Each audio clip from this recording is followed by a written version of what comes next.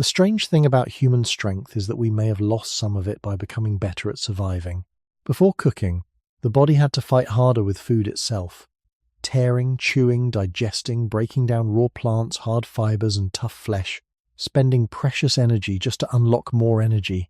Fire softened that ancient struggle. It made food warmer, easier, safer, and more useful. It helped the human body feed a larger brain and live in new ways. But every advantage leaves a shadow. When survival no longer demanded the same raw force from the jaw, the gut, and the whole body, did human strength begin to change in silence?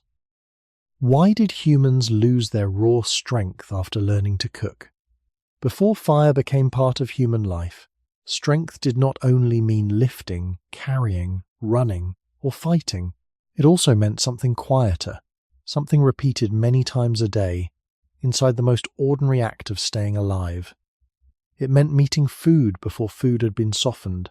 It meant using the mouth, the jaw, the teeth, the hands, the stomach, and the gut as working tools against the natural toughness of the world. A root was not simply food. It was a hard piece of plant tissue locked inside fibers and cells. A seed was not simply nourishment. It was a protected little storehouse, often dry, small, and difficult to break. Flesh was not simply meat as a modern person imagines it on a plate.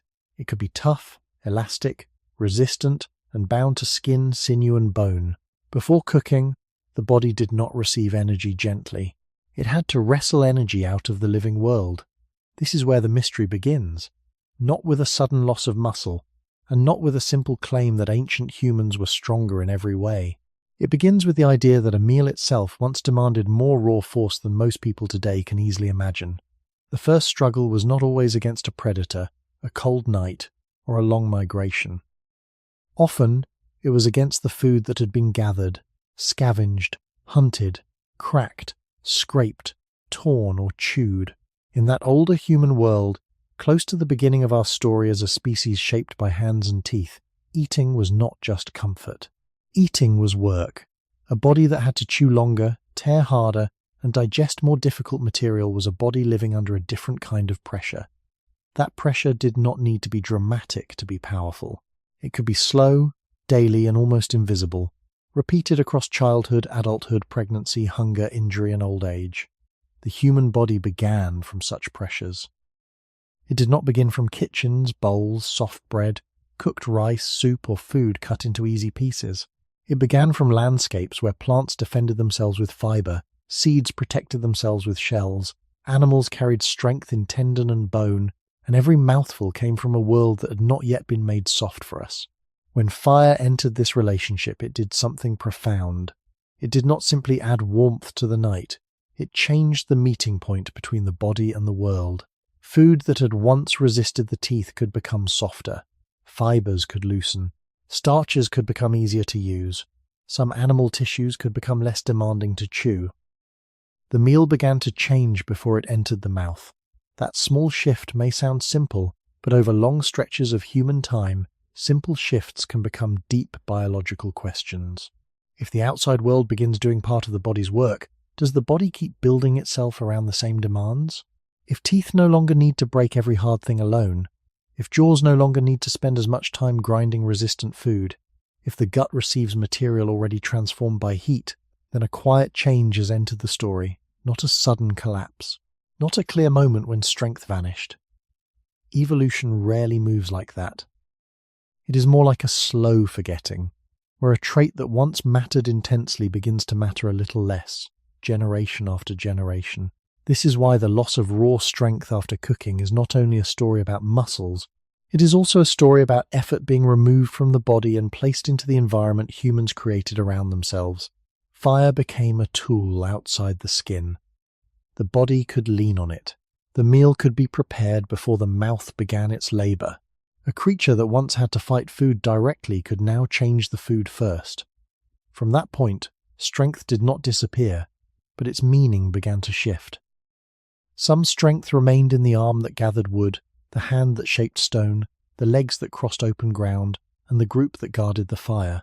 But some older pressure, the pressure of raw food against raw anatomy, may have begun to soften. The cold truth is that survival does not preserve every kind of power. It preserves what is useful under the conditions life creates. Once humans changed those conditions with fire, they also changed the question their own bodies had to answer. The first loss, if we can call it that, was hidden inside the meal. Not a failure of the human body, but a sign that the body was no longer living in the same ancient bargain with food. When people imagine strength, they often imagine the visible parts of the body. They imagine the back lifting a heavy load, the shoulders pulling, the hands gripping, the legs carrying a person across difficult ground. But older forms of strength were not always so visible. Some were hidden in the face. Some were hidden in the pressure between teeth. Some were hidden in the long patience of digestion. Before food was routinely softened by heat, the mouth was not only an entrance to the body, it was a place where the outside world had to be broken down by force. Every hard plant fiber, every tough strip of animal tissue, every dry seed, every piece of food held inside skin, shell, rind, or connective tissue asked the body a question before it offered nourishment. Can you break me? Can you grind me? Can you spend enough effort to make me useful? This is a very different way to think about eating. It moves the story away from a peaceful image of a meal and back toward the older beginning of human life, when survival depended on the body's ability to transform raw matter before that matter could become energy. In that world, the jaw was not a small detail. Teeth were not only for appearance or speech. The muscles of the face were not just part of expression. They belonged to the first labor of feeding.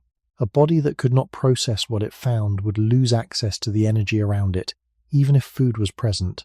Hunger, in such a world, was not only the absence of food, it could also be the presence of food that the body could not easily use. That is one of the coldest truths behind this subject. Food has never been automatically kind to the creature that needs it. Much of nature is locked, defended, fibrous, bitter, tough, seasonal, or difficult. Human ancestors did not begin inside a world that had already prepared itself for the human mouth. They began as bodies inside landscapes where every source of energy carried a cost. Some costs were paid by walking, some by searching, some by danger, but many were paid by chewing, tearing, scraping, pounding, swallowing, fermenting inside the gut, and waiting for the body to finish what the teeth had begun. Cooking changed this relationship because it moved part of that labor outside the body. Heat could begin the transformation before chewing started. A cooked root is not merely a warmer root. Its texture may change. A cooked piece of meat is not merely heated flesh. Its structure may soften in ways that make it easier to chew and digest. Grains, tubers, and animal tissues do not all respond to heat in the same way, and science does not require us to pretend that every cooked food is always easier or better in a simple way. But the broad point is careful and reasonable. Cooking can make many foods more accessible to the human body. Once this happened often enough, the first question of strength began to shift. The body no longer had to meet every meal at its rawest point. The teeth were not always the first and only force applied to the food. The gut did not always receive material in the same resistant state. Something had happened before the food entered the body, and that something was fire. This does not mean that humans instantly became weak. It does not mean that every ancient cooked meal was soft or easy. It does not mean that prehistoric people stopped working hard. The opposite is more likely. Life still demanded walking, carrying, gathering, making, protecting, learning, and enduring. But one specific kind of pressure may have begun to loosen. The pressure that asked the jaw to spend long hours against raw resistance. The pressure that asked teeth and digestive organs to handle the world almost exactly as nature produced it. The pressure that tied nourishment to repeated mechanical effort. Over many generations, when a pressure becomes less central, the body may no longer be shaped by it in the same way. This is the slower, quieter idea behind the title. Humans did not lose raw strength because they suddenly abandoned effort. They began changing the conditions under which effort was necessary. Fire made the meal less wild before the meal became part of the body. From that moment, strength started to move. Some of it remained in muscle. Some moved into the hand that controlled tools. Some moved into the memory of how to prepare food. Some moved into the group gathered around a shared flame. The raw struggle did not vanish, but it was no longer located only inside flesh, tooth, and gut. And this is why the first great change after cooking may not have looked like weakness at all. It may have looked like relief, repeated so many times that the body slowly learned a new bargain with the world. The question becomes more interesting when we stop asking whether cooking simply made humans weaker. That question is too small, and it can easily become misleading. Human beings did not step away from raw food and suddenly lose strength like a tool dropped from the hand. Bodies do not change that way, and deep evolutionary changes do not happen in a single clear moment. A better question is slower and more difficult. When humans began to change food before eating it, what parts of the body no longer had to carry the same burden as before? The jaw still had to chew, the hands still had to gather, cut, lift and carry, the gut still had to digest. The whole body still had to live in difficult landscapes, under hunger, cold, heat, injury, and uncertainty. But the shape of effort had changed. Food was no longer always entering the body in the same raw condition. The first work could happen outside the skin, in fire, in stone tools, in pounding, cutting, scraping, roasting, boiling, or drying. Even before we speak about muscle, we have to notice this deeper change. Humans began building a small artificial environment around the act of eating. That artificial environment did not remove struggle, it reorganized struggle. It took a portion of the old contest between teeth and food and moved it into preparation, technique, and memory. This is why the loss of raw strength, if we use that phrase carefully, is not only a biological story. It is also a historical story about where effort was placed. Near the beginning of the human path, the body itself had to meet the world with fewer layers between them. Food came from soil, branch, bone, shell, hide, and flesh.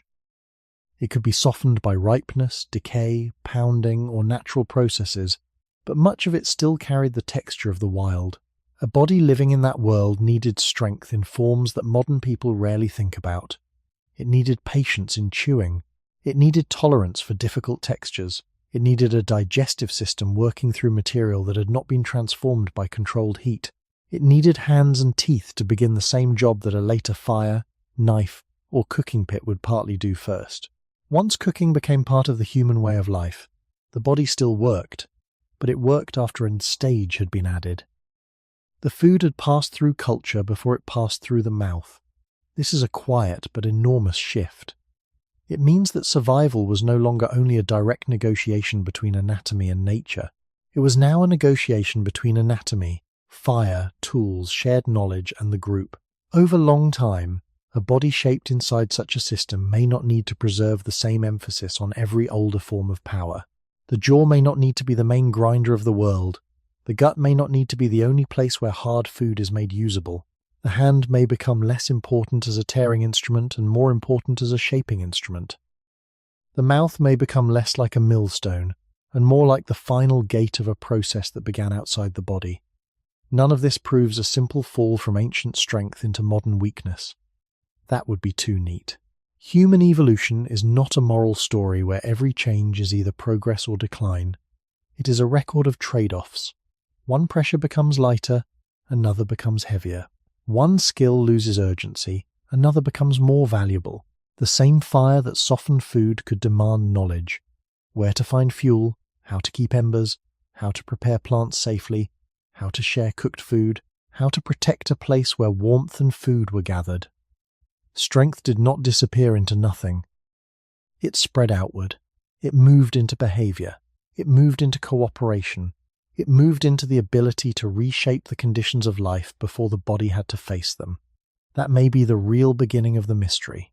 Humans became less dependent on one kind of raw force because they were becoming dependent on something stranger, a world they had started to modify. The ancient body was no longer only adapting to nature, it was also adapting to human-made conditions. This is why the first answer must remain open.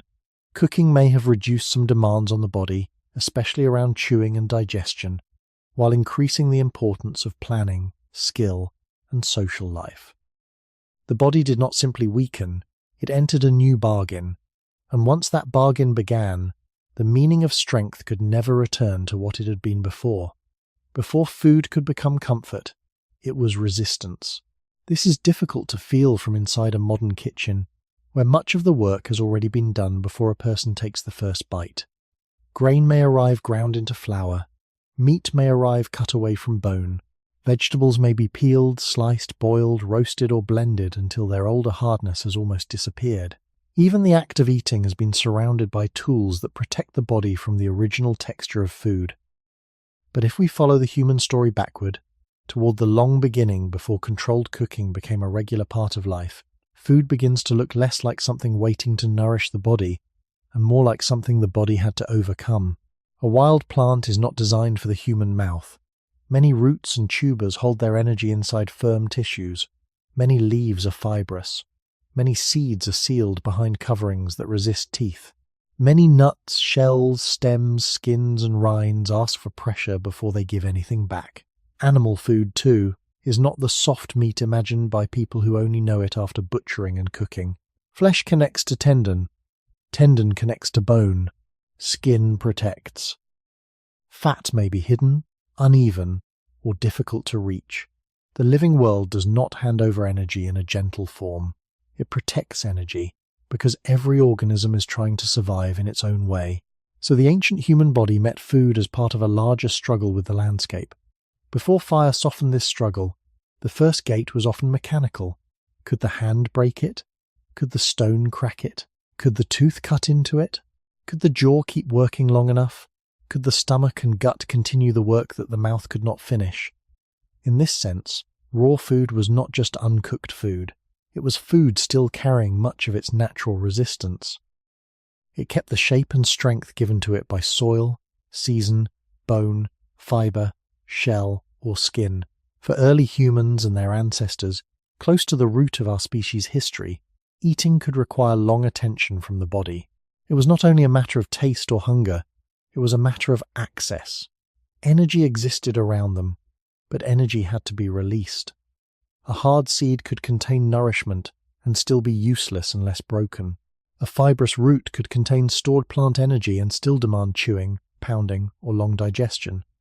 A tough strip of raw tissue could contain calories and still require force before it could be swallowed safely.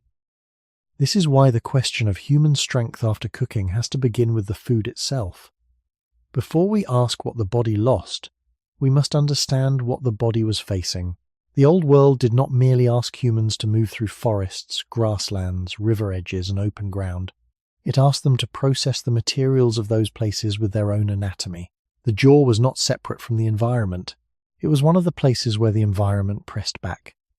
Teeth were not separate from survival. They were the first tools embedded in the skull. The gut was not merely a hidden organ. It was a slow chamber where the outside world was turned, imperfectly and with cost, into usable life. None of this means that every early meal was brutal, or that every raw food was equally difficult. Some fruits soften when ripe. Some foods can be made easier by pounding, drying, soaking, or natural decay. Human ancestors were not passive bodies biting randomly into the world. They used hands, stones, observation, and social learning long before cooking became central. But the broad reality remains calm and clear. A great deal of uncooked food demands more work from the body than softened, heated, prepared food. This matters because effort repeated every day becomes one of the quiet forces that shapes a species. A jaw used for difficult chewing is not only used once. It is used across childhood, across hunger, across seasons when easier food is rare, across injuries when the body is already strained, across the lives of pregnant mothers, growing children, and older individuals who still need to eat. The pressure is not dramatic, but it is intimate. It happens inside the face, inside the mouth, inside the abdomen. It is the pressure of the world entering the body without first being made gentle. When fire later changed food, it changed this pressure. But before that change can be understood, we have to remain for a while in the older condition. Before the hearth, before the soft meal, before the bowl, before cooked starch and loosened fibers, the human body stood at the edge of nourishment, with no promise that nourishment would be easy. Food was present, but food was not yet kind. And in that ancient difficulty, raw strength was not an idea. It was the daily cost of staying alive. The body did not meet raw food with hunger alone. It met it with machinery made of bone, enamel, muscle, saliva, and patience. Before heat became a regular helper, the first work of eating often belonged to the face. The jaw closed again and again, not as a casual motion, but as a repeated act of force.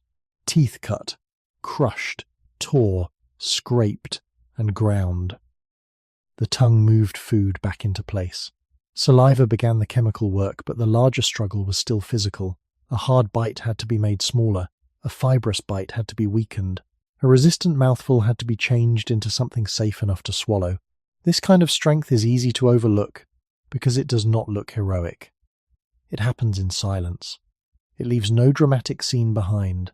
Yet near the beginning of the human story, when bodies still lived much closer to raw landscapes, this hidden work could matter as much as visible strength in the arms or legs. The mouth was not only a doorway, it was a workshop. The teeth were not only passive pieces of the skull. They were tools that struck the first bargain between the body and the outside world. If food could not pass this first workshop, its energy remained locked away. A plant might be gathered but still difficult to use. Animal tissue might be obtained but still costly to tear and chew. Seeds might be found but still sealed inside hard protection. This is why raw strength must be understood as more than muscle size. It included the ability to keep working against resistance before nourishment became possible. The jaw had to produce pressure. The teeth had to withstand wear. The muscles of the face had to repeat the same effort for long stretches. The hands also belonged to this older system. They held, twisted, pulled, cracked, peeled, carried, and pressed food against stone or bone. A hand could break what teeth should not break. A stone could open what the jaw alone could not safely open. But even with simple tools, much of the final labor returned to the mouth. Food still had to be prepared for swallowing. It still had to be made small enough, wet enough, and soft enough to pass deeper into the body. In this older world, the boundary between tool and body was not clear. A stone in the hand extended the force of the arm. Teeth in the skull extended the work of the landscape into the flesh. The gut continued the same story in a slower way. After food disappeared from sight, the body had not finished paying the cost of eating. The stomach and intestines had to continue breaking down what the teeth had only partly changed. Tougher material could demand more time and more biological effort. Some plant foods carried fibers and structures that resisted full digestion. Some animal tissues were easier than others, depending on condition, freshness, preparation, and the parts being eaten. There is no need to imagine one single prehistoric diet or one simple rule for all early humans. Human ancestors lived across changing places, seasons, and opportunities. But it is reasonable to say that without cooking, many foods would have required more chewing, more mechanical processing, or more digestive work than they would after being softened by heat. This daily effort connects directly to the origin of the human body. Our species did not begin as a creature surrounded by processed softness. It began within a long line of primates and hominins whose bodies had to solve the problem of food with the tools available at the time. Hands, teeth, jaws, guts, stones, memory, and eventually fire. Before the cooking fire became a regular part of survival, the body carried more of the burden internally. It was not enough to find food. The body had to make food usable. That difference is central to the title, because the strength humans may have lost after cooking was not only the strength to strike, lift, or run. It was also the strength to process an unsoftened world. Once fire began changing food before the mouth touched it, the first gate of effort began to move outward. Heat could loosen some structures. Roasting could change texture. Cooking could make certain starches and tissues more accessible. This did not erase work, and it did not make human life easy, but it changed who, or what, did the first part of the work. The jaw no longer stood alone at the edge of every resistant mouthful. The gut no longer received every food in its raw state. The hands no longer only pulled and tore. They also prepared, arranged, placed, waited, and learned. In that shift, a quieter form of strength began to lose its old importance. The force once concentrated in teeth, jaws, and digestion began to be shared with fire, tools, and knowledge. And when a burden is shared for long enough, the body may slowly stop being shaped by that burden in the same old way. A meal before regular cooking was not only a moment of eating, it was a small continuation of the day's labour. The body might already have walked, searched, watched, carried, dug, climbed, waited, or endured hunger before food was even in the hand. Then, after the food was found, another kind of work began. It had to be opened, held, stripped, cracked, scraped, chewed, swallowed, and slowly broken down inside the body. This is why the older human meal should not be imagined as a peaceful pause in the way a modern meal often is. It was closer to a bridge between the landscape and the body, and that bridge demanded effort at every step. A root pulled from the ground still carried the firmness of the ground. A seed collected from a plant still carried its protection. A strip of animal tissue still carried the strength of the animal it came from. Even after a successful search or hunt, the body had not yet won the energy. It had only reached the next difficulty. Before fire became a steady partner, food could remain stubborn all the way to the mouth and beyond. The jaw had to repeat its work, bite after bite. The teeth had to face wear, grit, toughness, and pressure. The hands had to prepare what they could, but the body still accepted much of the burden directly. Digestion continued the labour in darkness, without the person seeing it, but with real cost. To live this way over many seasons was to let food shape the body not only by what it contained, but by what it demanded. Near the beginning of the human story, this demand mattered deeply. Human ancestors did not live inside a world where calories were separated neatly from effort. Energy was tied to resistance. Food was tied to time. Nourishment was tied to the strength required to reach it and then to break it down. This makes cooking one of the most important changes in the human relationship with matter. Fire did not simply make food taste different. It began to move a part of the meal's labour into the space outside the body. Heat could do slow work while the body waited. It could soften, loosen, dry, roast, warm, and transform. The change was not magic, and it was not the same for every food. Some foods still required effort. Some foods could be dangerous if prepared poorly. Early human life remained uncertain, difficult, and physically demanding. But the direction of the change was still profound. The body no longer had to meet every mouthful in the same raw state. A meal could be partly worked on by fire before teeth began their own work. This altered the meaning of eating. It meant that survival was becoming less dependent on direct physical struggle with food and more dependent on preparation. A person did not only need a strong jaw, a person needed knowledge of fuel, timing, texture, place, and social habits around fire. The old meal was labour inside the body. The cooked meal became labour shared between body, tool, heat, and group. That sharing is the quiet beginning of a possible loss. Not a dramatic loss, not a sudden weakening, not a fall from a perfect ancient condition, but a reduction in the old necessity for certain kinds of raw force. When a burden is repeated every day, it helps decide what matters. When that burden is eased, even a little, across many generations, the body may follow the new pattern. This is why the story cannot be told only through muscles in the arms or legs. The first change may have been smaller and more intimate. It may have lived in the time spent chewing, in the pressure placed on teeth, in the work demanded from the digestive system, in the way food entered the body already changed by human action. The ancient meal was a test of direct strength. The cooked meal became a sign that humans were learning to negotiate with nature before nature entered the mouth. From this point onward, raw strength was no longer the only answer to hunger. It was joined by fire, patience, technique, and memory. And once hunger could be answered by changing the food first, the body had begun to live under a different law. Fire did not make humans weak in any simple way. That would be too flat, too sudden, and too unfair to the long history of the body. Fire did something more powerful than weakness. It changed the conditions under which strength was useful. Before controlled heat became part of human life, the body faced food more directly. The mouth had to work against texture. The gut had to continue the struggle after swallowing. The hands had to pull, crack, scrape, and hold. The body's strength was measured partly by how well it could force nourishment out of things that had not been prepared for it. But when humans began to cook, the struggle did not disappear. It moved. A tough root placed near heat could become easier to bite. A piece of animal tissue exposed to fire could change in texture. A hard plant food could become less resistant after heating, pounding, or soaking. The body still had to eat, but the food had been changed before the first bite. This is the key difference. Fire did not enter the human story as a muscle. It entered as a new condition around the muscle. It did not replace the jaw in one moment. It began to help the jaw over many moments, many meals, many generations.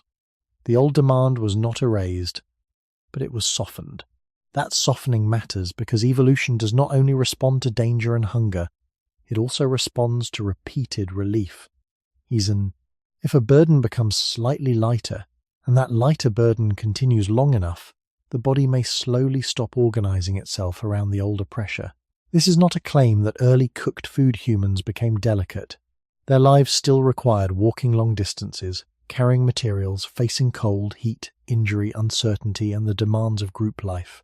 Their bodies still worked hard in ways most modern bodies rarely do. But one kind of raw effort, the direct contest between anatomy and unsoftened food, may have become less central. Near the origin of the human path, strength was not one thing. It was a whole system of survival. A strong body had to move across land, but it also had to process the land after it was gathered into the hand. A strong mouth had to reduce food to swallowable pieces. A strong gut had to turn difficult material into life. A strong hand had to handle stone, wood, plant, bone, and flesh. When fire joined this system, it did not remove strength from the human story. It rearranged the system itself. The food was no longer only shaped by teeth, it was shaped by heat. The environment was no longer only endured, it was altered. The body was no longer meeting nature at its first resistance. It was meeting nature after human action had already begun to transform it. This is why the title should not be understood as a simple accusation against cooking. Cooking did not betray the human body. It may have allowed the body to spend less force in one place and invest more dependence somewhere else. The pressure on chewing could change. The pressure on digestion could change. The value of memory, timing, fuel, tool use, and shared preparation could grow. A person did not only need to be strong enough to bite, a person needed to know how to make food easier to bite. That difference is quiet, but it is enormous. It means the center of survival had begun to move away from raw force alone and toward a larger circle of behavior. Fire created a buffer between the body and the wild state of food. The buffer was not perfect. It was not always safe. It did not make life gentle. Yet it gave humans a way to change the problem before the body had to solve it. In that change, strength began to take a new shape. Some of it remained in muscle, tooth, and gut. Some of it moved into the flame, the tool, the shared place, the remembered method, and the patience to wait for food to become different. So the deeper question is not whether fire made humans weak. The deeper question is what happened when strength no longer had to live only inside the body. Once humans could soften the world before swallowing it, the body entered a new relationship with survival, and the old meaning of raw strength began to loosen. When food becomes softer, the body does not receive an announcement. There is no single day when the jaw knows that its oldest burden has become lighter, no single generation when the gut suddenly stops being shaped by the harder world before fire. The change is more patient than that. It comes through repeated meals, repeated childhoods, repeated seasons in which food has been warmed, roasted, softened, or otherwise changed before it reaches the mouth. A root that once demanded long chewing may give way more easily after heat. A piece of meat that once pulled against the teeth may become less resistant after cooking. Some starch-rich foods may become easier for the body to use after heating, though this depends on the food and the method. The careful point is not that all cooked food is always better, or that every human group cooked in one identical way. The careful point is that cooking can shift part of the work from anatomy to preparation. Once this shift becomes common enough in a way of life, the body begins living inside a different set of pressures. The teeth still matter, but they may not need to face the same level of raw resistance every day. The jaw still matters, but it may not need to spend the same amount of force grinding through unsoftened material. The gut still matters, but it may receive food already changed by heat. by tools, by pounding, by cutting, by soaking, by the patient knowledge of people who learned how to make hard things more edible. This is where the idea of raw strength becomes more exact. It is not only the strength of a shoulder or a thigh. It is the strength of structures that carry hidden labor: enamel, jawbone, chewing muscles, stomach acid, intestinal length, microbial life, and the slow rhythm of digestion. Near the beginning of the human story, these hidden systems were not separate from the environment. They were the places where the environment entered the body. A difficult landscape did not end at the fingers. It continued into the mouth. It continued into the belly. Food carried the outside world inward, and the body had to finish transforming it. Cooking changed this path. It made the outside world pass through a human-made stage before it became flesh and blood. Fire did not choose what the body would become, but it helped create conditions in which some older demands could weaken. Over long spans of time, evolution often works by small differences in cost and benefit. A trait does not need to become useless to change. It only needs to become less necessary than before. If a very powerful jaw is no longer as important for survival in a cooking population, then the pressure preserving that jaw may become softer. If teeth face less constant hard wear from certain kinds of food, then the old relationship between diet and skull may slowly shift. If digestion is helped by preparation, then the body may no longer be shaped by the same raw digestive burden.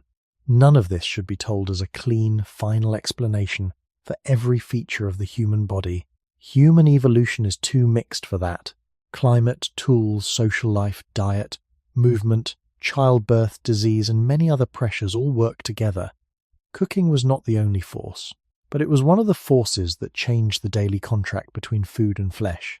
That daily contract matters because selection does not only happen in rare disasters. It also happens through ordinary survival, through who can eat enough, grow enough, recover enough, feed children enough, and continue living when conditions are difficult. A softened meal can be a quiet event, but repeated across generations, quiet events can change the direction of a species. This is the calm mystery at the center of the title. Human strength may have changed not because the body failed, but because the body was no longer asked the same question with the same intensity. The old question was, can you force raw energy out of a resistant world? The newer question became, can you use fire, tools, memory, and cooperation to make the world less resistant before it reaches the body? These are not the same question. They reward different abilities. They preserve different habits. They shape different futures. And once food began arriving at the mouth already altered by human action, the ancient body began to live under a softer but deeper pressure. Not the pressure to remain raw, but the pressure to become adapted to a world that humans themselves had started to soften. The deeper change after cooking was not that strength vanished, but that strength began to live in more places than the body itself. A creature that must bite through the world directly depends heavily on the force inside its own tissues. A creature that can change the world before biting depends on something wider. It depends on the hand that chooses a stone, the memory that knows which plant softens with heat, the patience to wait, the shared attention around flame, the ability to learn from others, and the habit of preparing tomorrow's food with yesterday's knowledge. This is why the story of cooking cannot be reduced to a simple trade where muscle was lost and intelligence was gained. The change was more woven than that.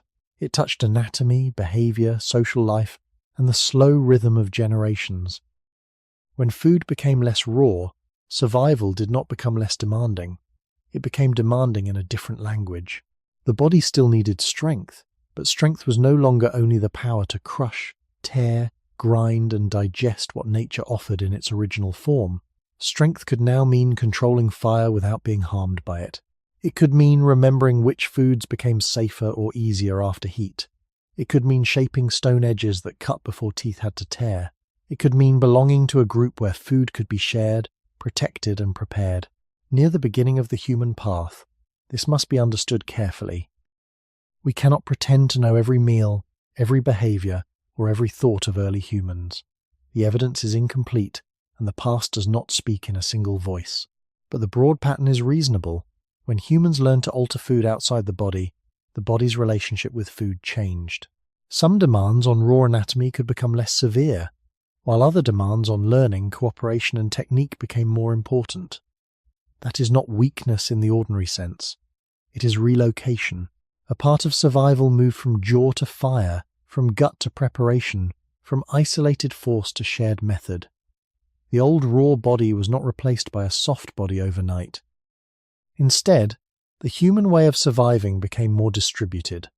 The hand did not only grip food, it shaped the conditions under which food would be eaten.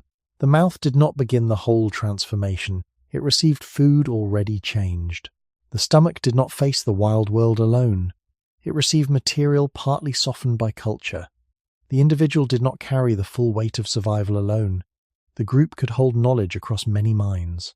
This is where the question becomes more mysterious. If strength moves outward like this, how do we measure what was lost? A smaller jaw may look like a loss of biting power, but it may also mark a body no longer required to live by biting alone. A digestive system facing prepared food may seem less raw, but it belongs to a creature that has learned to process the world before swallowing it. A human arm may not match the pulling power of some other primates, yet that same arm can hold a tool, tend a flame, carry food to others, and build a life around learned technique. The comparison is not simple. Raw strength may decline in some forms while total survival capacity grows in others. This is why cooking sits at the center of such a strange historical bargain. It may have helped make humans less dependent on certain old powers, while making them more dependent on powers that do not look like strength at first. Memory does not look like a muscle. Cooperation does not look like a tooth. Fire does not look like part of the body. Yet together they can do work that flesh once had to do alone. A cooked meal, in that sense, is not merely food. It is a record of displaced labor. It carries the work of heat, hands, tools, timing, and shared knowledge before it ever touches the tongue. The body eating it is still ancient, still biological, still shaped by hunger and need, but it is no longer facing the world without mediation. The human animal had begun to surround its body with extensions of itself. From that point on, strength could no longer be understood only by looking at bone and muscle. It had to be understood by looking at the circle around the body, the fire, the tool, the group, the remembered method, the prepared food, the quiet place where nature had already been changed. Perhaps this is the most important doorway into the rest of the story. Humans may have lost some raw strength not because they became less capable, but because capability itself had changed form. The old force of the body was not destroyed. It was absorbed into a larger human system. And once strength entered that system, it became harder to see where the body ended and the human world began. The jaw is one of the quietest witnesses in the human body. It does not announce history the way a tool does, or stand in the ground like a broken wall, or remain beside an old hearth as a dark stain of ash. Yet it carries a record of pressure. It carries the memory of what the mouth once had to do before food became soft, cut, cooked, pounded, ground, boiled, roasted, and prepared. If we want to understand how raw strength may have changed after cooking, the jaw is a careful place to look, because it is where the body first meets the physical character of food. Before food reaches the stomach, before nutrients enter the blood, before energy becomes movement, the jaw must decide whether the outside world can be reduced into something swallowable. In a life built around harder and less processed food, this first meeting matters deeply. Every bite is not only a bite, it is a small mechanical event. The teeth press into matter. The muscles pull the lower jaw upward and sideways. The skull absorbs force. The tongue moves the food again. The mouth repeats the motion until the food is changed enough to move deeper into the body. This is not dramatic, but it is constant. It is the kind of work that becomes invisible because it is ordinary. Near the beginning of the human story, ordinary pressures were often the most important ones. A single difficult meal may not shape a species, but countless difficult meals across generations can become part of the background against which bodies survive, grow, and reproduce. The jaw lived inside that background. It was not separate from forests, grasslands, river edges, seasonal plants, animal tissues, seeds, roots, grit, and bone. The environment pressed into the face through food. The jaw was one of the places where the landscape entered anatomy. This is why changes in the jaw cannot be treated as small cosmetic details. They belong to the deeper question of what kind of world the human body was built to process. In broad evolutionary terms, humans have relatively smaller faces, teeth, and chewing structures than many earlier hominins and other primates. Though the full story is complex and cannot be explained by cooking alone, changes in diet, tool use, climate, social behavior, and development all matter. But cooking gives us one important doorway into the question. If food is softened before chewing, if tools cut and pound before teeth grind, if heat changes textures before the mouth begins, then the jaw is no longer carrying exactly the same first burden. It still works, but it works inside a changed system. It no longer stands alone as the main grinder of the raw world. Fire does some work before the teeth touch food. Stone tools do some work before the molars meet resistance. Hands do some work before the jaw begins its rhythm. The jaw becomes less like the first battlefield between body and food, and more like the final step in a longer chain of preparation. This matters because the body is shaped by repeated need. A powerful jaw is useful when powerful chewing is repeatedly necessary. Large teeth are useful when they face food that demands constant mechanical force and resists preparation. Strong chewing muscles matter when survival depends on breaking down difficult material with the mouth itself. But when a way of life begins to reduce those demands, the old pressure may soften. That does not mean the jaw shrinks, because one person eats one cooked meal. It means that over long historical and evolutionary time, the importance of certain chewing demands may change. The body does not keep every old capacity at the same level simply because it once mattered. Biology is full of trade-offs. Tissue, costs, energy. Bone, muscle, tooth, and growth all belong to a larger budget. If a structure is no longer under the same pressure, it may gradually change as other pressures become more important. This is a cautious idea, not a final answer. The human jaw was shaped by many forces, and the archaeological record does not allow a single, simple explanation. Yet the relationship between food processing and chewing anatomy is difficult to ignore. Once humans began to use tools and fire to transform food before eating it, the mouth became part of a larger technological body. The jaw still belonged to flesh, but its work was now supported by things outside flesh. This is where raw strength begins to look different. The old strength of the mouth did not vanish in one moment. It became less alone. The bite no longer had to contain the whole answer. A cooked meal carried the work of heat into the mouth. A cut piece of food carried the work of stone into the mouth. A softened root carried the work of preparation into the mouth. The jaw, once one of the body's hardest working gates, began to live behind helpers. And behind those helpers, the old world left its trace not through noise, but through a slow reduction in what the face had to fight every day. A jaw becomes powerful when the world keeps asking it to be powerful. This is a simple idea, but it opens a deep door into human history. The bones of the face do not grow in isolation from use, diet, development, and inheritance. Teeth do not meet food as an abstract substance. They meet hardness, toughness, dryness, grit, fiber, skin, rind, shell, and connective tissue. A mouth that spends much of life working against resistant food belongs to a body under one kind of pressure. A mouth that receives food already cut, pounded, softened, or cooked belongs to a different pressure. The difference may seem small inside one lifetime, but across many generations, small differences in daily effort can become important. This is why the softening of food matters so much to the story of raw strength. Fire did not only warm food, it helped change the first physical test that food presented to the face. A piece of raw plant tissue may hold together with stubborn fibers. Heat can change some of those structures. A tough animal tissue may pull and resist between the teeth. Cooking can alter texture and make some tissues easier to separate. A hard underground storage organ may be difficult to chew in its rawer state.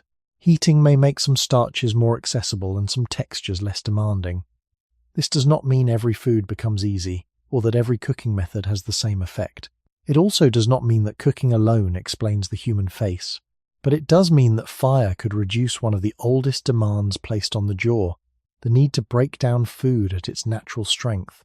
Before this change, the mouth stood closer to the raw world. The body might use stones, hands, and simple processing, but much of the final work still returned to the teeth. The jaw had to close with force. The molars had to grind. The muscles of chewing had to repeat the same labor until the mouthful could be swallowed. In a landscape close to the beginning of human life, this was not a minor detail. It was one of the ways the environment entered the skull. Food carried the hardness of the ground, the toughness of plants, the strength of animal bodies, and sometimes the grit of earth or ash. The mouth became the place where all of that met living bone. When humans began to prepare food more often before eating it, that meeting changed. A stone edge could cut what teeth once tore. A pounding stone could weaken what molars once crushed. Heat could soften what jaw muscles once had to force apart. The jaw still worked, but it worked after other forces had already touched the food. This is the quiet relocation of strength.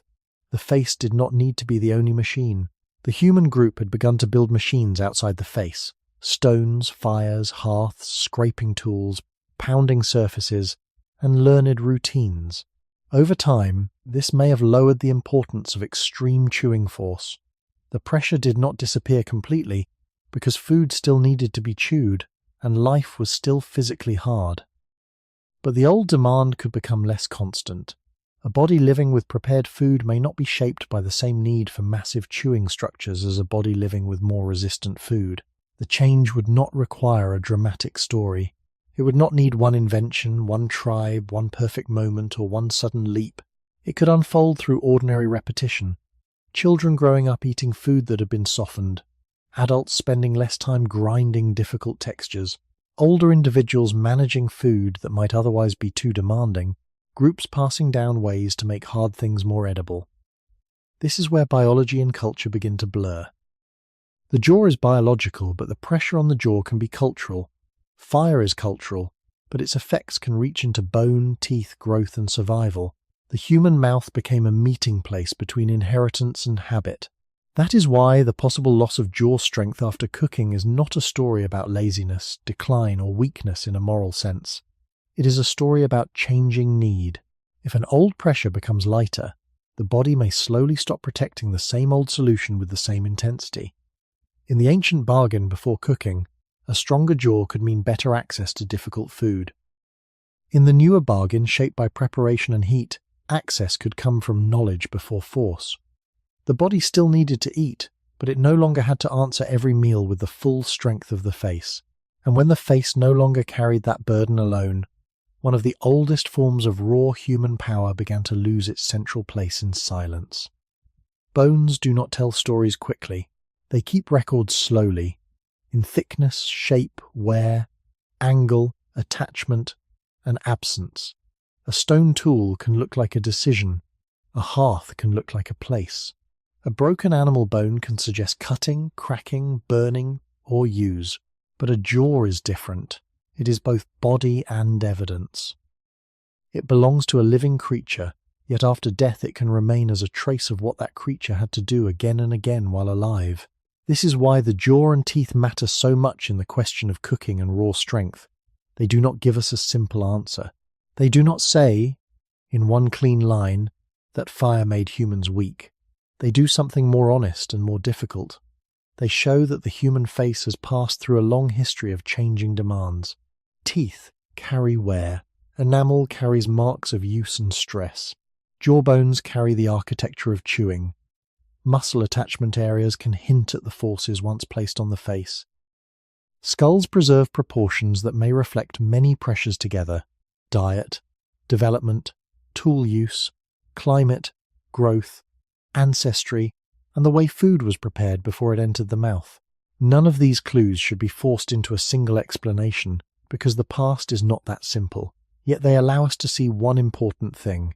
The human mouth is not outside history.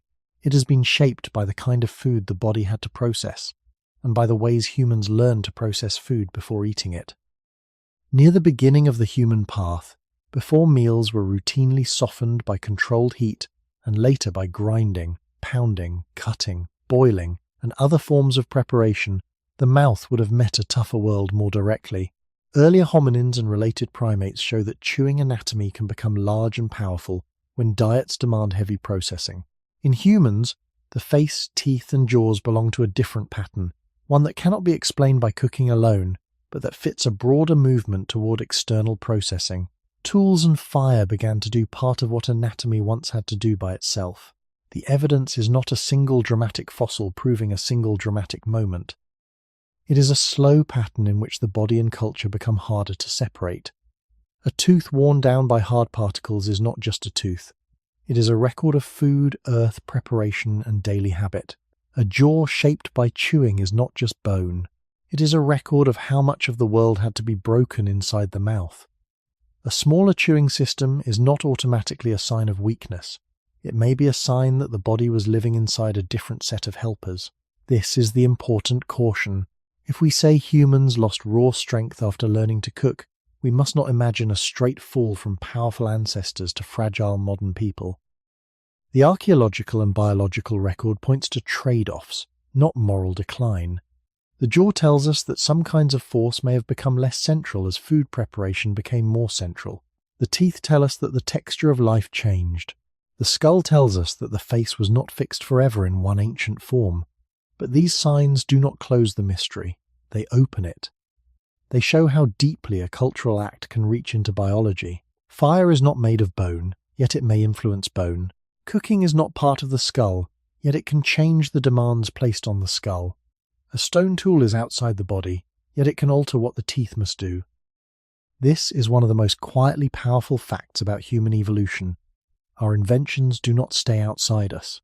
They change the world we grow in, the pressures our children face, and the bodies that future generations inherit. In that sense, the jaw is a fossil of an argument between nature and culture. It remembers a world in which food once pressed harder against the face, and it also remembers the beginning of a world in which fire and tools stood between the face and that pressure. The old raw power of the mouth did not disappear like a broken object. It was gradually surrounded by other kinds of power. Heat, stone, timing, and shared knowledge began to gather around the meal, and the jaw became one member of a larger system, rather than the main gate through which all resistance had to pass. That is why the evidence in bone feels so quiet. It does not shout that humans became weak.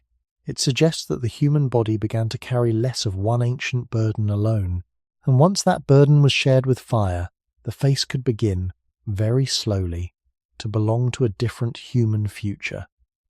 Inside the body, strength is never free. Every tissue that grows, repairs, moves, warms, protects, or thinks must draw from the same limited stream of energy. A large muscle is not free. A heavy jaw is not free. A long and busy digestive system is not free. Even the quiet organs that never appear in a story of strength are constantly spending. The body is less like a machine with endless power and more like a careful household, always deciding where its resources must go. This is why the gut belongs at the center of the question. It is hidden, soft, and mostly silent, but it is one of the places where the cost of being alive is paid every day. Before food can become motion, warmth, memory, growth, repair, or thought, it must pass through this inner work. It must be broken down, absorbed, filtered, changed, and distributed. If food enters the body in a difficult form, the digestive system has to do more of that work on its own. If food has already been changed by heat, cutting, pounding, grinding, soaking, or some other preparation, the inner burden can be different. This does not mean digestion becomes effortless. It never does. It means the body is no longer always receiving the outside world in the same hard, raw state. Near the beginning of the human path, this difference matters deeply. The human body did not evolve inside a world of soft meals and predictable kitchens. It came from older landscapes where nourishment was mixed with fiber, toughness, season, scarcity, animal tissue, plant defenses, and the many small barriers that stand between hunger and usable energy. The gut was part of the struggle. It was not merely a tube that accepted whatever the mouth sent down. It was a living system that had to continue the work of transformation after chewing ended. In a world with more raw or less processed food, that work could be heavier. Some food might pass through without yielding all its possible energy. Some plant structures might resist digestion. Some materials might demand long processing within the body. The animal does not only ask, "Is there food?" It also asks, how much can this body actually get from it? Cooking changed that question because heat can alter the structure of many foods before they reach the stomach. Starches in some plants may become more accessible. Some animal tissues may become easier to chew and digest. Some fibrous structures may loosen. Some harmful organisms may be reduced when food is properly heated. These are not universal promises, and the details depend on the food, the method, and the context. But the larger principle is cautious and strong. Cooking can help move part of the digestive burden outside the body. It begins some transformations before the stomach begins its own. The meal has already passed through fire before it passes through acid, enzymes, and the long folds of the intestine. This is where raw strength becomes a deeper idea than muscle. A creature with a powerful digestive burden is spending strength inwardly.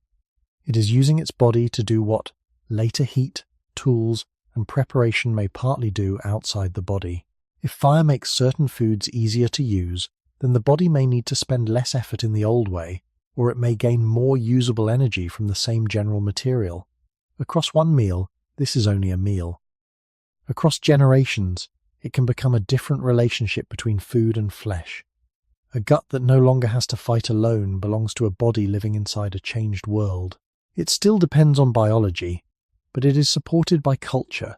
It still digests, but it digests food that has already been touched by human action. The old raw strength of the gut did not vanish. It became surrounded by helpers. Fire stood before the stomach. Tools stood before the teeth. Knowledge stood before hunger. And slowly, the hidden labor of digestion became part of the same great exchange that had already reached the jaw. Less direct struggle with raw matter, more dependence on preparation, timing, and the human-made environment around the meal. The gut is where food stops being an object and begins becoming the body. This change is so hidden that it is easy to forget how much work it requires. A mouthful disappears from sight, and the person may feel that the meal is over, but inside, the meal is only entering its slower labor. The stomach receives it. Acid and enzymes begin their part. The intestine continues the breaking, sorting, absorbing, and passing along. The liver, pancreas, blood, and many other systems join the process in ways that do not look like strength from the outside. Yet they are part of strength, because a body that cannot turn food into usable energy cannot carry, walk, think, heal, grow, or survive for long. Before cooking became a regular partner in human life, the digestive system often met food in a rougher condition. Food might have been crushed, cut, chewed, or pounded, but it had not necessarily been transformed by heat. This meant the gut continued more of the old contest with raw matter. Some plant foods held their energy inside structures that were difficult to break. Some starches became more available only after the structure of the food changed. Some animal tissues could be tough, especially when not heated or prepared carefully.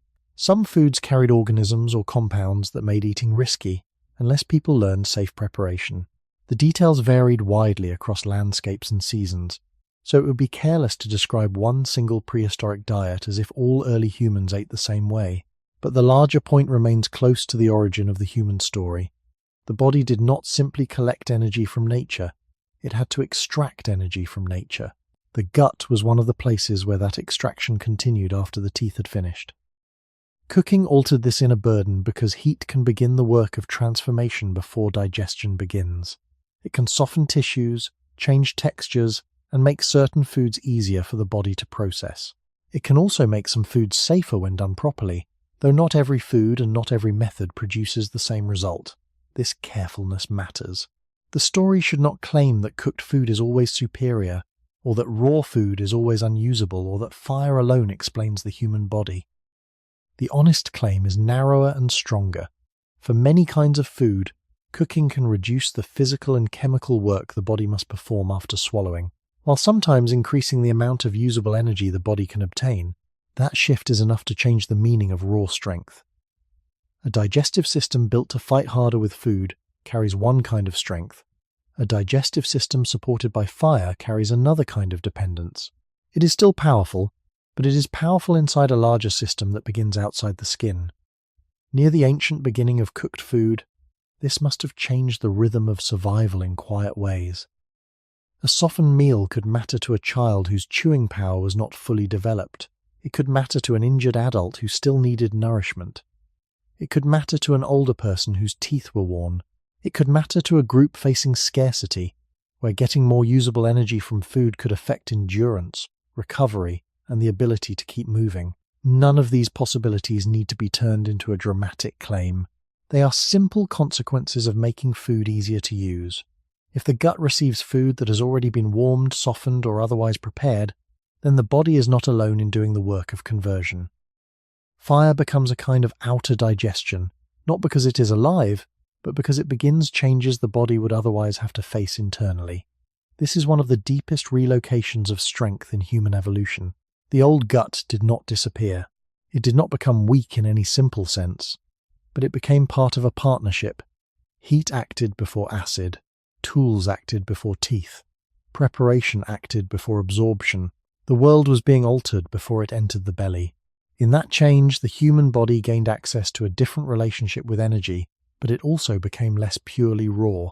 Some of the work once demanded from internal organs could now be shared with flame, skill, and memory. And when the hidden work of digestion is shared for long enough, the body begins to belong not only to nature, but to the human-made conditions that surround every meal. The body's energy is not only measured by what enters the mouth, it is measured by what the body can actually use after the long inner work is done. This is a quiet distinction, but it changes the meaning of human strength. A person may find food, hold food, chew food, and swallow food, yet the body still has to unlock that food in a useful form. If the food is difficult to break down, some of its energy may remain less accessible. If the food requires heavy internal processing, the body must spend more of its own resources to gain what it needs. In this way, digestion is not simply a passive receiving of nourishment. It is an expenditure. It is labor hidden under the ribs and within the abdomen. Before cooking became deeply woven into human survival, much of this labor had to be performed by the body after food had already passed through the mouth. The stomach, intestines, enzymes, acids, and living microbial communities all took part in transforming raw matter into usable life. This older condition brings us back toward the beginning of the human path, when the body did not yet live inside a fully softened food world. The landscape offered plants, roots, seeds, fruits, animal tissue, marrow, insects, and many other possible sources of nourishment, but those sources were not all equally easy to use. Energy could be present and still difficult to extract. A hard plant storage organ, a fibrous stem, a dry seed, or a tough piece of tissue could all make the body pay a price before nourishment became available. Cooking changed this price by changing the state of the food before the gut received it. Heat could begin breaking down structures. It could make some starches easier for the body to access. It could soften some tissues and reduce some of the mechanical and chemical difficulty of digestion. It could also reduce certain dangers when food was properly prepared. These effects varied, and they should be described carefully, but the larger pattern is important. Fire could make some of the energy in food easier to obtain. That does not mean the body became lazy. It means the body became supported. A supported digestive system is still working, but it is not working against the same raw resistance alone. This may have changed the balance of energy inside the human body. If less effort was required in one place, or if more usable energy could be gained from the same general food source, then other systems could become more sustainable. Growth, repair, movement, reproduction, learning, and social life all depend on energy. Even the brain, which is often discussed as if it rose above the body, depends entirely on the body's ability to feed it. The brain is not separate from the meal. It is one of the most demanding consequences of the meal. This is why the gut and the brain belong to the same story, though they should not be forced into a simple formula. Cooking did not single-handedly create the human brain, and no honest account should pretend that one invention explains everything. Human evolution involved many pressures at once: changing climates, social cooperation, tool use, movement across landscapes, childhood development, diet diversity, and danger. But cooking may have helped change the energy landscape in which all these pressures acted. It could make food more useful, reduce some digestive burdens, and allow the body to live under a different energy economy. In that economy, raw strength inside the gut may have become less central than the ability to prepare food outside the gut. The old power of digestion was not destroyed. It was joined by flame. The old work of internal extraction was not erased. It was partly preceded by external transformation. This is a profound shift because it shows that humans did not only evolve by becoming stronger in the body, they also evolved by moving some biological work into the world around them. A cooking fire became a kind of boundary between nature and anatomy. On one side was raw matter, still carrying the toughness of plant, animal, soil, season, and chance. On the other side was the body, waiting to receive something already changed. Between them stood heat, tools, timing, and learned practice. The meal became less purely natural and more human-shaped before it became flesh. This is the hidden meaning of the gut, no longer fighting alone. It suggests that part of human strength was not simply lost, but redistributed. Some of it moved outward, into preparation. Some of it moved forward into planning. Some of it moved sideways into shared knowledge. And once digestion was supported by a human-made process outside the body, the human animal began living as a creature whose strength was no longer contained entirely inside its own skin. The brain is often spoken of as if it rose above the rest of the body, as if it belonged to thought alone and not to hunger, chewing, digestion, and fire. But the brain is never separate from the meal. It is fed by the same body that walks, lifts, repairs, warms itself, and survives the night. He is not one to me. Every memory, every plan, every learned method, every quiet act of attention depends on energy that had to come from somewhere. This is why the story of cooking and raw strength must eventually pass through the brain, but carefully. It would be too simple to say that humans lost muscle and gained intelligence, as if evolution were a clean exchange between body and mind. The truth is slower and less tidy. The human body had to manage a limited energy budget. No organ is free. A jaw that grows large, a gut that does heavy digestive work, a muscle that must be maintained, a brain that demands constant fuel, all belong to the same living economy. When food is difficult to process, more of that economy may be tied to the physical and digestive struggle of eating. When food becomes easier to chew, easier to digest, or more energetically useful because it has been prepared with heat and tools, the whole budget of the body can shift in small but meaningful ways.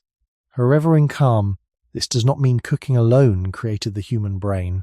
That would be too strong, and the evidence does not allow such a single answer.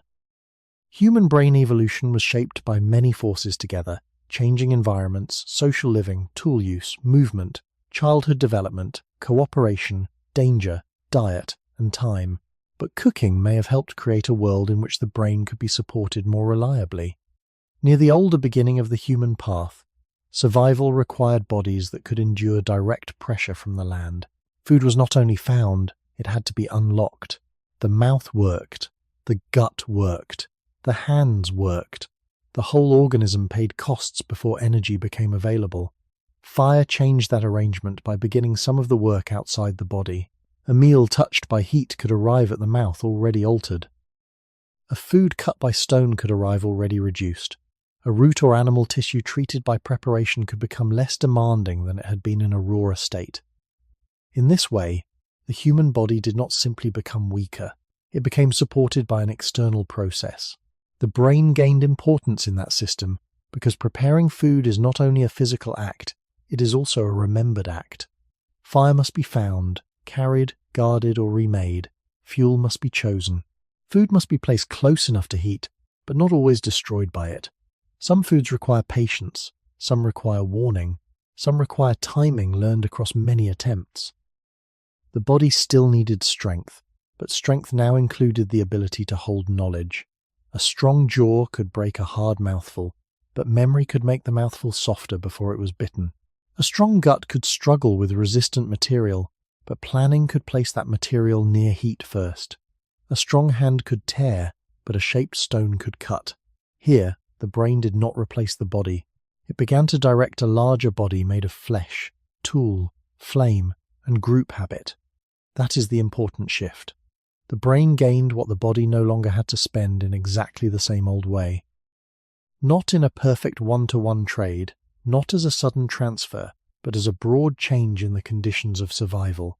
When less effort is locked into raw chewing and raw digestion, and when more usable energy can sometimes be gained from prepared food, the possibility opens for other demands to grow. Learning becomes more valuable. Social memory becomes more valuable. The ability to repeat a preparation method becomes more valuable. A child does not inherit fire in the blood, but can inherit a world where fire is already part of daily life. That world can shape growth, feeding, dependence, teaching, and survival. The ancient human body was therefore not simply losing a primitive strength. It was entering a system where strength had to include knowledge. Fire placed a new kind of demand on the brain. Remember how the world can be changed before the body must face it. And once that demand became part of human life, the meaning of strength moved one step farther from raw force and one step closer to learned survival. A body that cooks is not only a body that eats differently, it is a body that must remember differently. This is an easy point to miss, because fire looks simple once it has already been mastered. A flame sits there, food warms near it, and the meal seems to arrive with less resistance than before. But behind that quiet scene is a chain of knowledge. Someone has to know where fuel can be found. Someone has to know that damp wood behaves differently from dry wood. Someone has to know that food placed too close to heat can burn, while food kept too far away may remain unchanged. Someone has to notice texture, timing, smell, danger, and the difference between food that has softened and food that is still too hard, unsafe, or difficult to use. None of this requires us to imagine the private thoughts of early humans. We do not need to pretend we know what they believed or felt. We only need to recognize that cooking turns survival into a process stretched across time. Raw force answers the immediate world.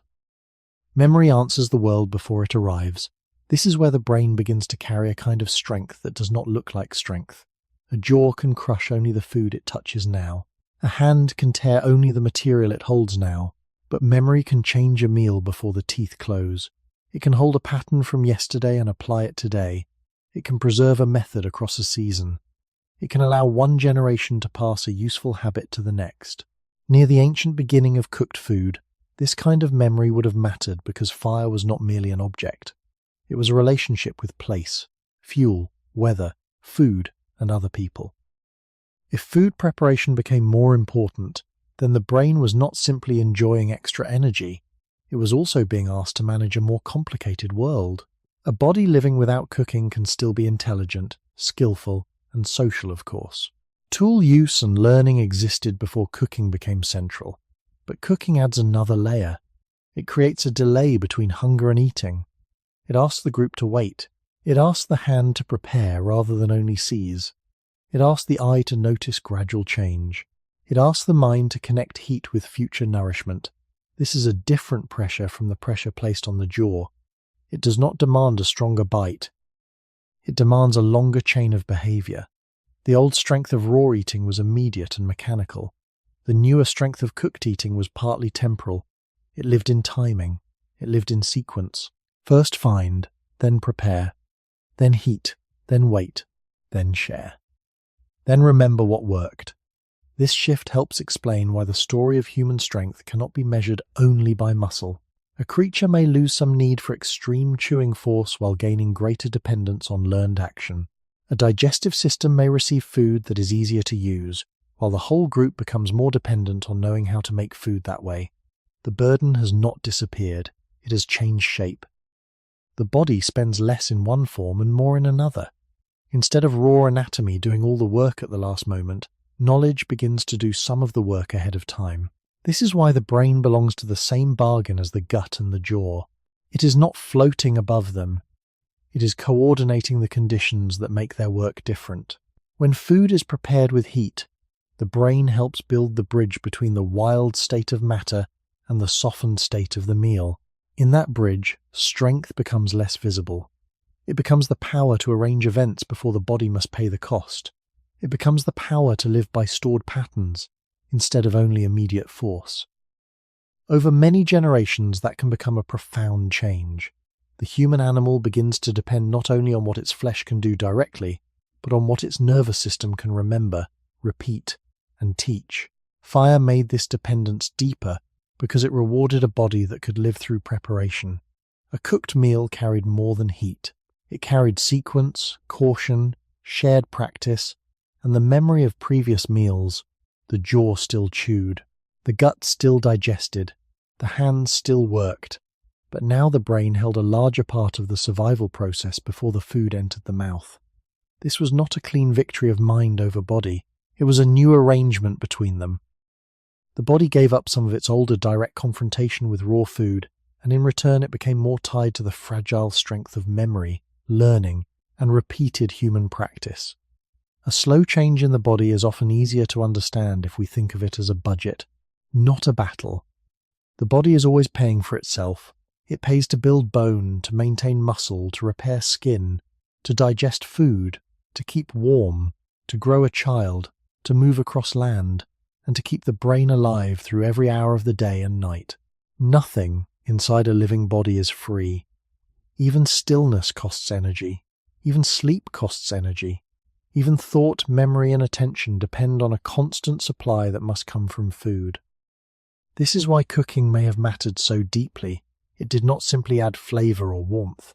It may have helped change the way energy moved through the whole human system. When food is raw, tough, or difficult to process, the body must spend more of itself to make that food usable. The mouth spends effort, the gut spends effort, the person spends time. Some energy may remain harder to access, but when fire, tools, and preparation begin part of the work outside the body, the balance can shift. The meal becomes less like a locked object and more like a door already partly opened. This does not mean the body suddenly gains a surplus, or that cooking alone explains human evolution. Such a claim would be too clean, but it does suggest that cooking could support a different energy economy, one in which the body was no longer organized around the same degree of direct struggle with food. Near the beginning of the human path, this mattered because the brain was becoming one of the most costly organs the body had to support. A larger, more active brain does not run on mystery, it runs on energy. It needs steady fuel, and it depends on the rest of the body to provide it. If food preparation helped make energy more accessible, then the brain could become part of the same long bargain that had already reached the jaw and gut. Some raw physical demands may have become less central, while demands for learning, memory, timing, cooperation, and planning became more valuable. This should not be imagined as a simple story where the body gave up strength and the brain took it. The human brain did not rise by escaping the body. It rose through the body through hunger, digestion, childhood, group life, danger, and the repeated need to solve practical problems. Cooking may have supported this because it made survival depend more on sequence. A person, or a group, did not only need force at the moment of eating. They needed to gather fuel, preserve flame, choose food, prepare it, wait, avoid waste, share, and remember what had worked before. These are quiet skills, but they are not weak skills. They are the skills of a creature whose strength had begun to stretch across time. The old jaw answered the present mouthful. The brain answered the future meal. The old gut worked after swallowing. The brain helped arrange what would be swallowed. The old hand tore and pulled. The brain guided the hand towards stone, fire, placement, and method. In this way, strength moved from immediate force into organized behavior. It became less visible but not less important. A body that can think ahead is not stronger in the same way as a body with a heavier bite, yet it can survive by changing the terms of the problem. That is the strange exchange at the center of this story. Humans may have lost some raw strength because they were becoming powerful in a different arrangement. They no longer had to meet every part of nature with bare anatomy. They could place learned practice between themselves and the world. Fire became one of the first great signs of that shift. It stood outside the body, but it changed the body's future. It was not muscle, but it did work. It was not memory, but it rewarded memory. It was not a stomach, but it began transformations before the stomach could act. Over many generations, this kind of support could make certain older forms of physical pressure less decisive, while making the brain's quiet demands more central. The budget of the body did not become unlimited. It was rearranged, and in that rearrangement, raw strength did not simply disappear. It helped build the conditions under which another kind of strength could take its place. A tool is a quiet way of moving strength out of the body. At first, this sounds strange. because a tool seems to require strength from the hand that holds it. A stone still needs a grip. A sharp edge still needs pressure. A pounding surface still needs an arm that can lift and strike. But the deeper meaning of a tool is that it changes where the hardest part of the work happens. A tooth can cut only with the shape it was born with. A jaw can crush only with the force the body can produce. A hand can tear only as much as skin, tendon, and muscle allow. A stone edge, however, can concentrate force into a narrow line. A hammerstone can crack what teeth should not risk cracking. A scraping tool can separate tissue from hide or bone. A pounding stone can weaken fibers before they ever reach the mouth. In this way, tools did not simply add to human strength, they redirected it. They allowed a body with limited raw force to act as if part of that force had been sharpened, hardened, or multiplied outside the skin. This matters deeply for the story of cooking, because fire was not the only helper that stood between the human body and raw food. Long before later kitchens, pots, mills, knives and ovens, early humans and their relatives were already using stone, wood, bone, and learned gestures to make the world easier to enter. Food could be cut before it was chewed. It could be cracked before it was swallowed. It could be pounded before the gut had to finish the work. When fire joined this older tool-using life, the meal became even less dependent on anatomy alone. Heat softened, stone divided, hands arranged.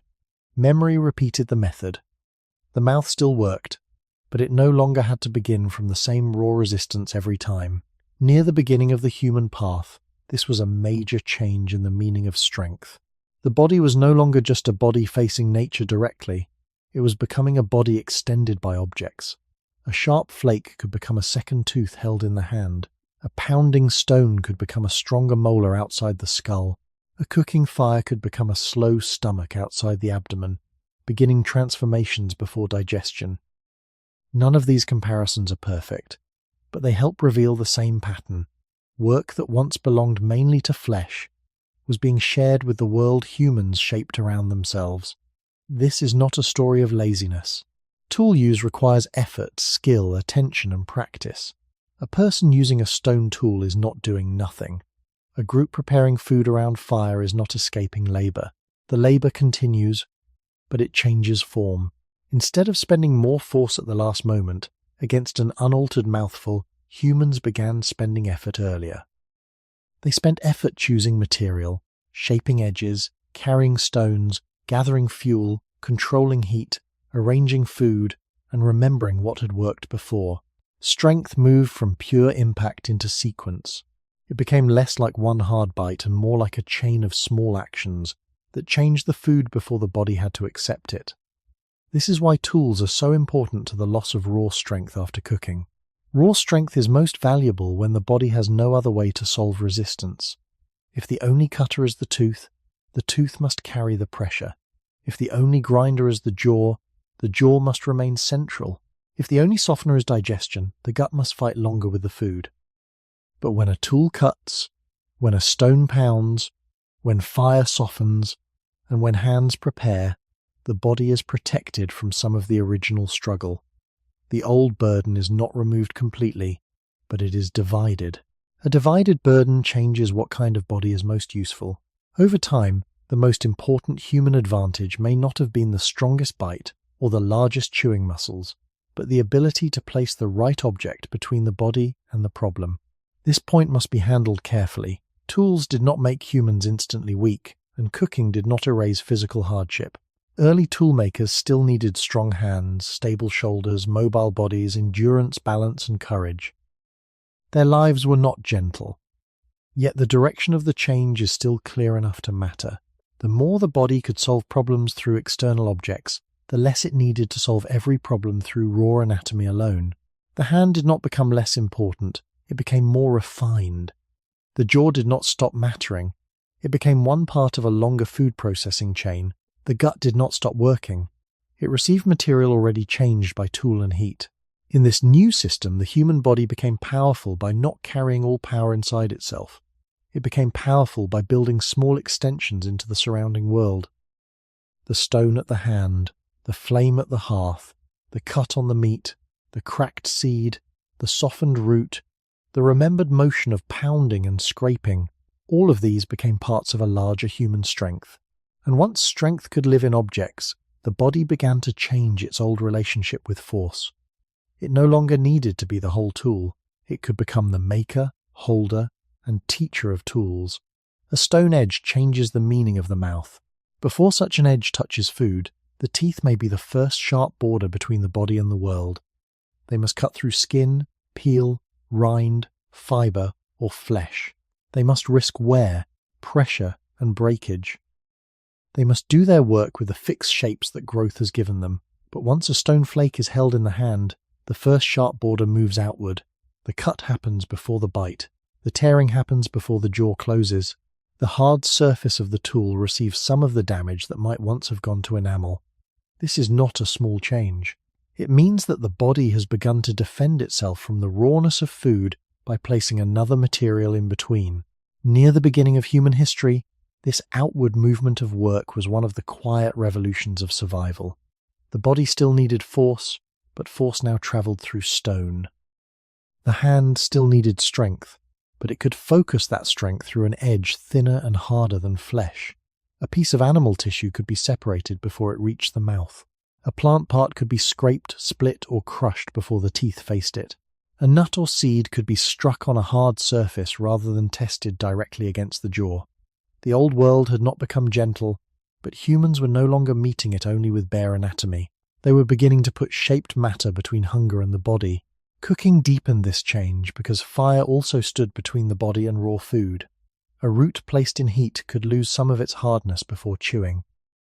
A piece of meat near flame could change in texture before the teeth had to tear it. A hard food could be cracked, pounded, soaked, heated, and then eaten in a state different from the one nature first offered. The sequence matters.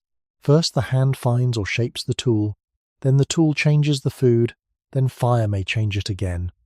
Only after these earlier transformations does the mouth begin its own work. The body still participates, but it no longer begins from the same starting point. This is why tool use and cooking belong to the same larger story. Both reduce the need for direct confrontation between flesh and raw matter. Both move labour outward. Both make survival depend less on the strongest bite and more on the ability to prepare the problem before facing it. In that older human world, a tool was not simply an object. It was a decision preserved in stone. It carried the shape of previous attempts. It held the memory of pressure, angle, and purpose. A sharp flake did not think, but it represented a thinking body. A pounding stone did not digest, but it began to do something digestion would later continue. A hearth did not have teeth, but it could soften what teeth would otherwise struggle against. Slowly, the body was surrounded by a small ring of helpers. These helpers changed what strength meant. A strong jaw answers resistance after food is already in the mouth. A tool answers resistance before that moment. A strong gut answers difficulty after swallowing. Fire answers part of that difficulty before swallowing happens. The difference is not only practical, it is evolutionary. When the hardest work happens earlier, outside the body, the pressures on the body can slowly change. The teeth may still be used, but they may no longer be the only cutters. The jaw may still chew, but it may no longer be the only grinder. The gut may still transform food, but it may no longer be the only place where transformation begins. This does not create an immediate loss. It creates a new arrangement of dependence. Humans became dependent on things they made, carried, guarded, and remembered. A body without a tool had one kind of strength. A body with a tool had another. A body with fire, tools, and shared preparation had a strength that was no longer easy to locate in one organ or one muscle. The ancient human animal was becoming powerful by becoming less alone. Food was still outside the body, but it was no longer entirely outside the human world. It had already passed through hand, stone, heat, and habit. By the time it reached the mouth, nature had been interrupted. And in that interruption, one older form of raw strength began to lose its place at the center of survival. To move strength outside the body is not to lose it completely, it is to change where it lives. This is one of the most important ideas in the long story of cooking, tools, and human raw strength. A tooth is strength grown from the body. A stone blade is strength chosen from the landscape. A jaw is strength carried in bone and muscle. A pounding stone is strength placed in the hand. A stomach is strength hidden inside flesh. A cooking fire is strength built outside flesh, using heat to begin a transformation that the body would otherwise have to face alone. Once humans began to live with tools and fire, the body was no longer the only place where survival power existed. It became the center of a wider circle. Around it were stones, embers, sharpened edges, wooden digging sticks, scraping surfaces, shared places, remembered methods, and prepared food. The human animal was not simply standing in nature anymore. It was beginning to build a small working space between nature and the body. That space changed everything quietly. A hard seed could be struck before teeth touched it. A tough piece of tissue could be cut before the jaw pulled at it. A root could be heated before the gut received it. A carcass could be opened by stone rather than by the mouth alone. A plant could be pounded until its resistance was partly broken. Each small act meant that raw matter reached the body in a different state than before. The body still needed effort, but the effort had been distributed. This distribution is the key. Raw strength is most necessary when the body has no helpers. When the tooth must be the blade, the tooth must be strong. When the jaw must be the mill, the jaw must carry that burden. When the gut must be the first major transformer of food, the gut must accept the cost. But when stone becomes a blade, when pounding becomes an outer molar, when fire becomes a slow preparer of tissue and starch, then the body begins to share its ancient labor with the world it has altered. Near the origin of the human way of life, this must have been a deep change, because it did not only affect one meal, it affected the way children learned, the way groups moved, the way food was shared, and the way knowledge became valuable. A child born into a tool-using, fire-using group did not inherit a stone blade in the bones, but the child inherited a world where food could be changed before it was eaten. That world shaped the pressures around the body. It made skill more important. It made timing more important. It made imitation, memory, and careful handling more important.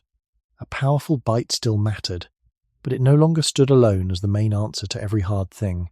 This is why human strength became harder to see. In another animal, strength may be measured more directly in the body. The bite, the claw, the limb, the grip, the gut built for a particular diet. In humans, strength began to stretch into objects and relationships. It could sit in a sharp flake left beside bones. It could rest in a hearth that softened food. It could live in a repeated gesture of cutting. It could survive in a group memory of how to prepare a difficult plant or divide a piece of meat. None of these things are muscle, but they reduce what muscle, tooth, and gut must do alone. This does not mean the body stopped being important. The opposite is true. The body had to become a maker, carrier, user, and teacher of tools. The hand had to become more precise. The eye had to judge edges and textures. The brain had to remember sequences. The group had to hold knowledge across many people. Yet the oldest kind of raw force, the force of meeting the world directly with flesh, was no longer the only path to survival. A human with a tool was not simply a weaker animal compensating for weakness. A human with a tool was a body reorganizing power. The tool did not erase the body's strength. It changed the body's job. Instead of being the whole solution, the body became the organizer of solutions. It learned to place stone before tooth, fire before stomach, preparation before chewing, memory before hunger. Across long stretches of time, that new arrangement could make some older pressures less decisive. The jaw could be helped. The gut could be helped. The hands could work with objects harder than skin and sharper than nails. A meal became the result of many forces acting together before the first bite was taken.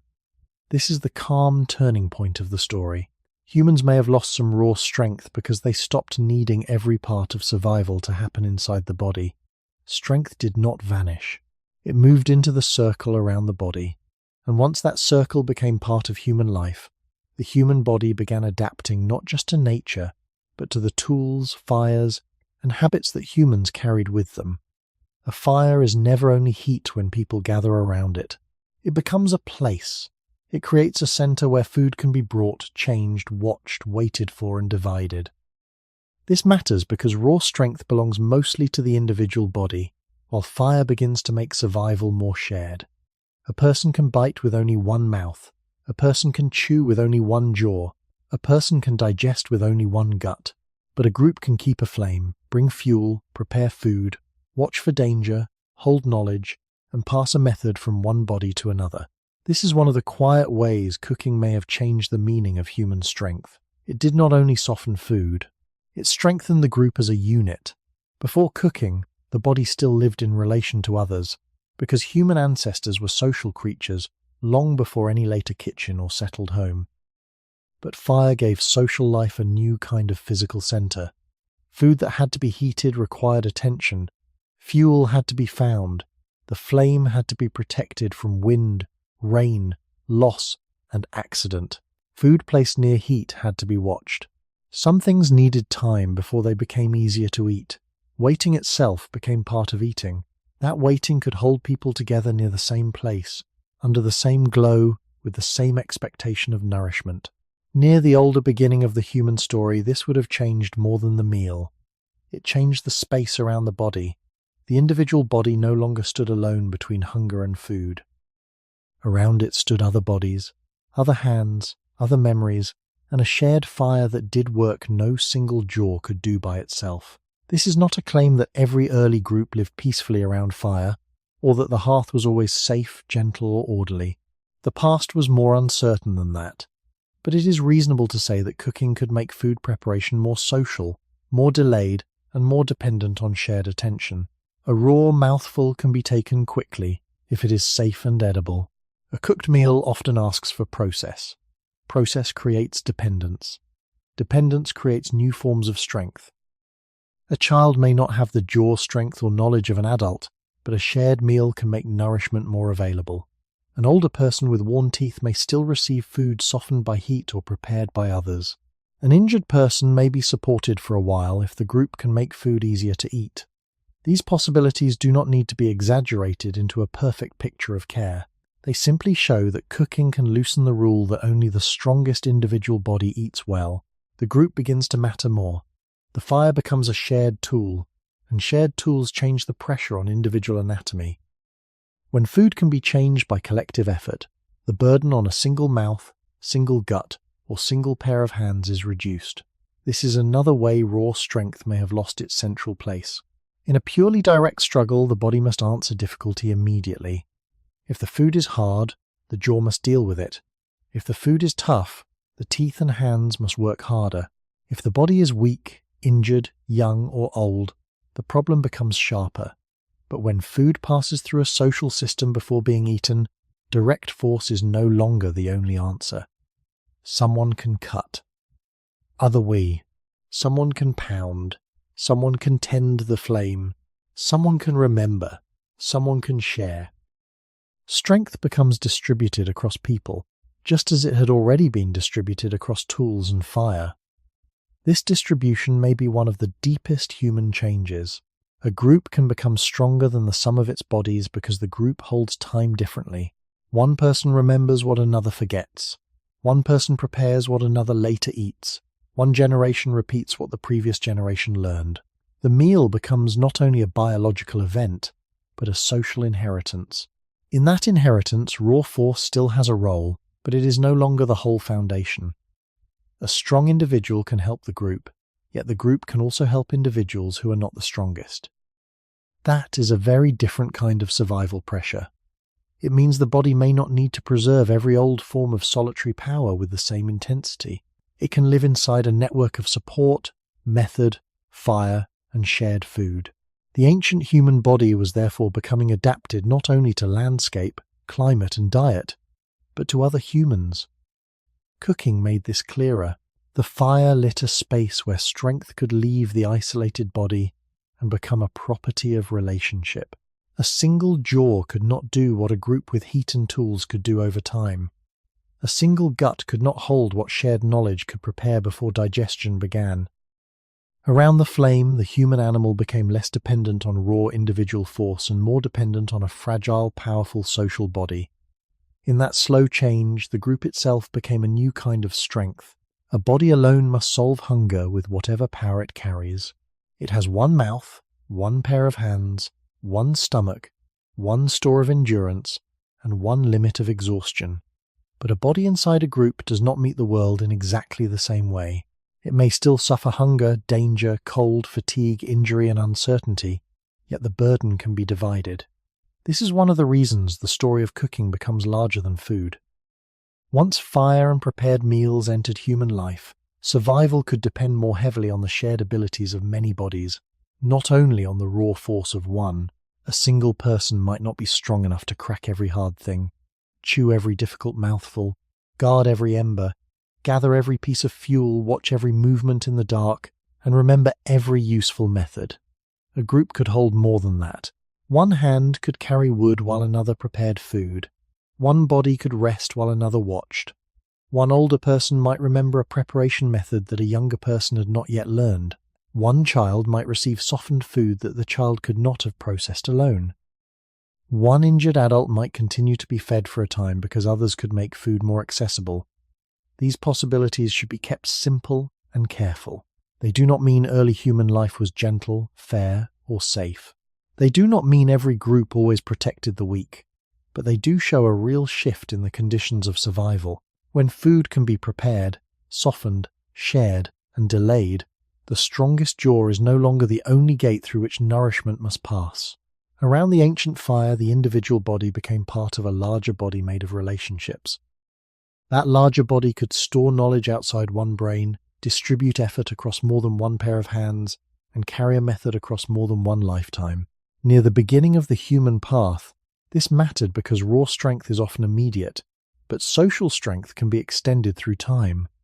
A hard bite solves one mouthful. A shared method can solve many meals. A powerful hand can break one object. A learned tool-making habit can help many hands. A strong gut can struggle with one difficult meal. A cooking practice can change the meal before it reaches many stomachs. This is how the group could become stronger than the individual without each person becoming physically stronger. It changed the location of power. Strength moved into sequence, cooperation, memory, and repeated practice.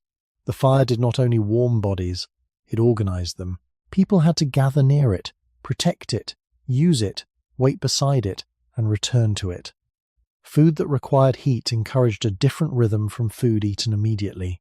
It created a space where preparation came before consumption, where patience could matter, and where shared timing could become part of survival. This did not remove hardship. It made hardship more collective. A group that could coordinate around food might reduce the pressure on each single body to solve hunger through direct force alone. The jaw still chewed, but the mouth was now supported by someone who cut, someone who pounded, someone who tended heat, someone who carried, someone who remembered. The gut still digested, but it received food that had passed through a social chain before it entered the body. Even the brain was no longer alone, because knowledge could live in the habits of the group. This is why cooking may have changed the meaning of strength more deeply than it changed any one organ. It made human survival less solitary. It allowed power to become shared, and shared power does not always look like power. It can look like waiting. It can look like food placed near embers.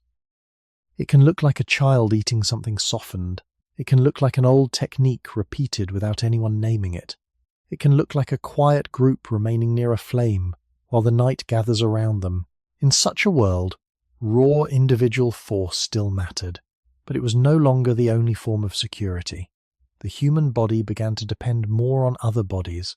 That dependence was risky, because groups can fail, conflict can rise, food can be scarce, and knowledge can be lost. Yet it also opened a new way for humans to survive without every individual carrying the full weight of ancient strength alone. A creature that cooks does not merely eat cooked food.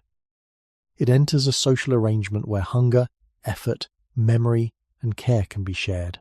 And once the group itself becomes part of the survival system, the strongest body is not always the one with the hardest bite, but the one held inside the strongest web of shared human practice.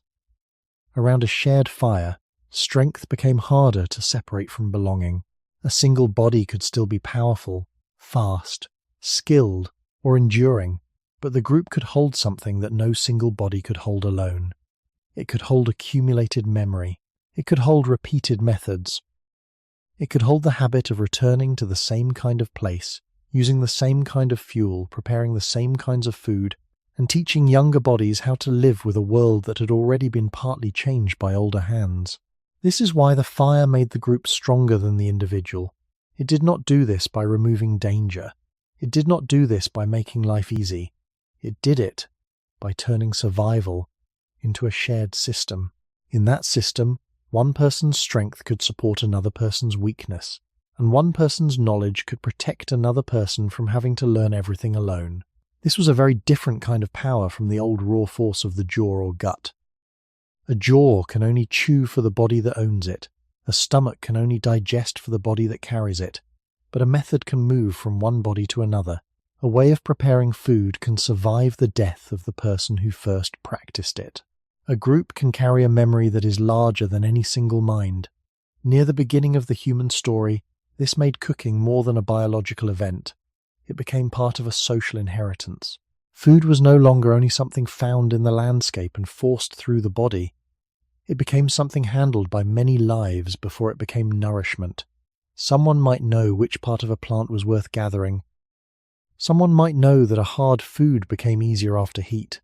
Someone might know how to keep embers alive long enough to matter. Someone might know how to divide food so that children, tired adults, or older members of the group could still eat. We do not need to imagine perfect kindness or peaceful scenes to see the importance of this. The point is simpler. Once food preparation became shared, raw strength no longer stood alone as the only gate to survival. The body became part of a network. The mouth still needed to chew, but it received food shaped by hands and heat. The gut still needed to digest, but it received food shaped by timing and experience. The brain still needed energy, but it also helped preserve the methods that made energy easier to reach. This is the hidden structure behind the cooked meal. It is not only calories. It is cooperation made physical. It is memory entering the body through food. It is a group's past labor becoming one person's present nourishment. In such a world, the strongest individual body was not always the whole answer. A person with great raw force could still fail without food, fire, tools, or group knowledge. A person with less raw force could survive inside a strong social system if that system could prepare, share, and protect enough food. This does not mean strength stopped mattering. It means strength became layered. There was the strength of the arm that carried wood. There was the strength of the hand that shaped stone. There was the strength of the jaw that still chewed. There was the strength of the gut that still worked in darkness. But there was also the strength of repeated practice, the strength of waiting, the strength of shared attention, and the strength of not being alone with hunger. Cooking helped gather these layers together. It made the meal slower, and because it was slower, it could become more social. It made food something that could be watched before eating, transformed before swallowing, and remembered before the next day. That slow process gave human groups a new kind of power. They could carry survival across time, not only through genes but through habits. The old raw body was still present, but it was now surrounded by a social body made of firelight, tools, gestures, teaching, and shared dependence. In this larger body, some forms of raw strength may have become less decisive because survival could be supported by the strength of others. The ancient human did not stop being an animal of flesh, but around the fire that flesh became connected to a wider human world. And once the group itself became a form of strength, the meaning of power moved even farther away from the lonely force of one body facing the raw world alone. Cooking did not only change the adult body at the moment of eating, it may also have changed which bodies could be fed, protected, and carried through the difficult spaces of life. This is where the question of raw strength becomes more delicate. If survival depended only on the strongest bite, the strongest gut, the strongest grip, and the strongest endurance, then young children, injured adults, and older individuals would always stand closer to the edge of hunger. Their bodies may have knowledge, need, memory, or value to the group, but their raw physical access to food could be limited. A child does not begin life with an adult jaw. A child does not chew with the same power, digest with the same history, or search the landscape with the same endurance. An older person may carry memory and skill, But teeth can wear, energy can fall, injuries can remain, and difficult food can become harder to process. An injured adult may still be useful in many ways, yet a hard meal can become a serious barrier when chewing, carrying, or cutting is painful or difficult. Cooking did not remove these problems. It did not make ancient life safe. It did not turn human groups into perfect shelters, but it could change the relationship between weakness and food. A softened meal can pass more easily across the boundaries of age and condition. Food transformed by heat, cut by tools, pounded on stone, or prepared through shared labor can become less dependent on the strongest individual mouth. Near the origin of the human story, this matters because the human body is unusual in how deeply it depends on others during growth. Human children require long care compared with many animals. They learn slowly. They must be fed before they can fully feed themselves. They must be protected before they can protect others. If food becomes easier to share and easier to process, then childhood itself can be supported in a different way. The meal becomes part of a bridge between generations. It allows nourishment to move from strong hands to small mouths, from skilled adults to developing bodies, from group knowledge to the future members of the group. This does not prove that cooking alone created human childhood, or that every group used cooked food in the same way.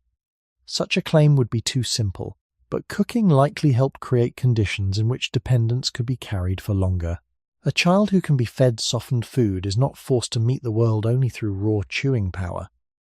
A tired mother, a wounded hunter, a worn-toothed elder, or a growing child may all receive food that has been altered before the body must finish the work. This is one reason raw strength may have lost some of its older authority. The strongest body was no longer the only body that could gain access to nourishment. The group, with fire and preparation, could partially extend strength into those whose bodies were not at their peak.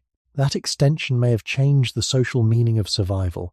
Instead of every individual standing alone before the hardness of food, the group could create a shared food environment where different ages and conditions had a better chance to continue. This is not sentiment, it is biology and history meeting in a simple fact. A species that can feed its dependent members changes the pressure on what kinds of bodies remain part of life.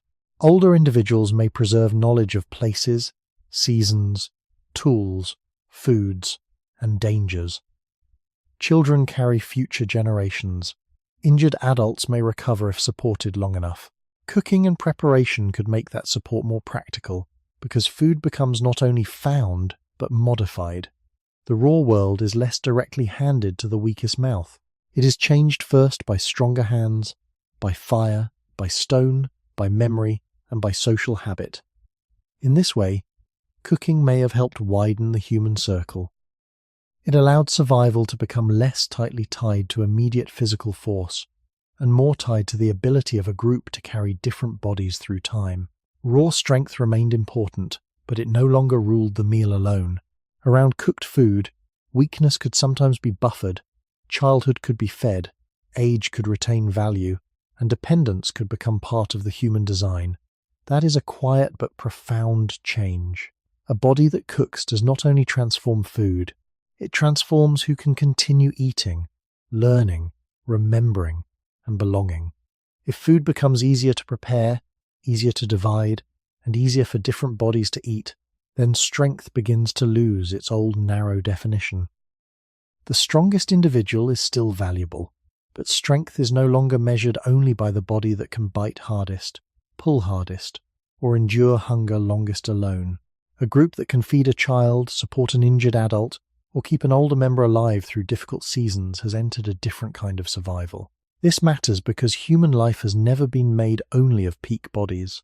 It has always included growing bodies, aging bodies, tired bodies, pregnant bodies, recovering bodies, and bodies that carry knowledge even when their force is reduced.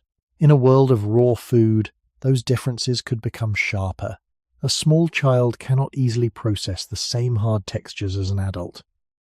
A worn mouth may struggle with food that a younger jaw can manage. An injury to the hand, face, or teeth can turn a meal into a barrier. Hunger does not ask whether a person still has memory, skill, or social value.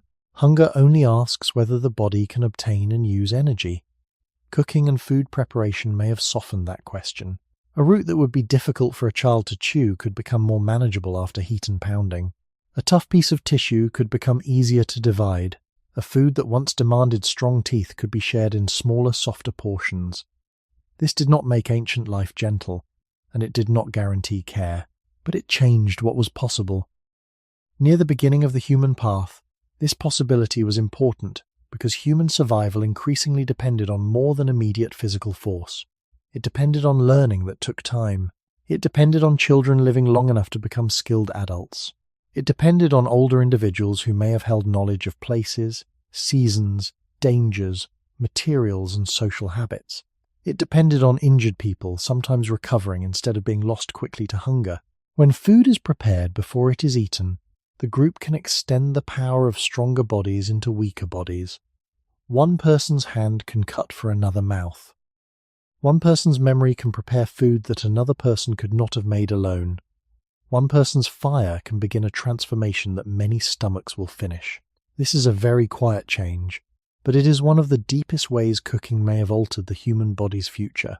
If more kinds of bodies can remain alive and useful inside the group, then raw strength is no longer the single gatekeeper of survival. The group begins to preserve abilities that do not always look powerful at first. A child's slow learning matters. An older person's memory matters.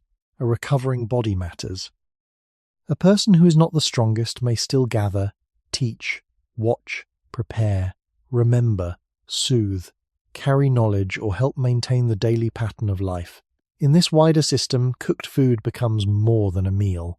It becomes a social technology that allows energy to cross the boundaries between ages and conditions. The strong body still matters, because someone must gather fuel, carry food, work tools, defend the group, and endure hard movement. But the strong body is no longer only serving itself. It can help produce food that other bodies can use. Over many generations, this may have changed the pressure placed on individual raw force. If survival depends partly on the group's ability to prepare and share, then the body does not need every person to carry the same level of solitary power. Strength becomes distributed across the population. Some carry strength in muscle. Some carry it in memory. Some carry it in careful hands. Some carry it in the ability to learn, teach, and remain present long enough to support others. This does not mean biology stopped selecting for physical ability. It means physical ability became entangled with social ability. The human body was no longer shaped only by the direct struggle between one organism and one environment. It was shaped by a social environment that humans themselves were creating around food. Fire made that environment more stable in some ways and more demanding in others. It asked for patience, cooperation, and inherited practice. It made dependence less purely dangerous and more workable. That may be one reason the story of raw strength after cooking is not a story of simple decline. It is a story of who could continue. When the meal became softer, more shareable, and more prepared, the human circle could hold more than the strongest bodies at their strongest moments. And in that widening circle, the meaning of strength began to include the fragile power of keeping others alive. A species is not shaped only by the strongest adults in their strongest years. It is shaped by the way bodies pass through time. A child becomes an adult only if the years of dependence can be carried. An adult becomes a teacher only if experience lasts long enough to matter. An older body becomes valuable when memory, skill, and recognition of patterns remain useful even after raw force begins to fade. This is why cooking and shared food may have changed more than the mouth, the gut, or the brain of one person. They may have changed the structure of human life across generations. Before food is softened, divided, prepared, or made easier to chew, each body must stand more directly before the physical demands of eating. The young body must wait until it can process harder foods. The old body must continue facing textures that may no longer suit worn teeth. The injured body must still meet hunger with whatever power remains. But when food can be changed before it is eaten, the group gains a way to carry different bodies through different stages of life. This does not mean ancient human groups were gentle in the way modern people might wish to imagine.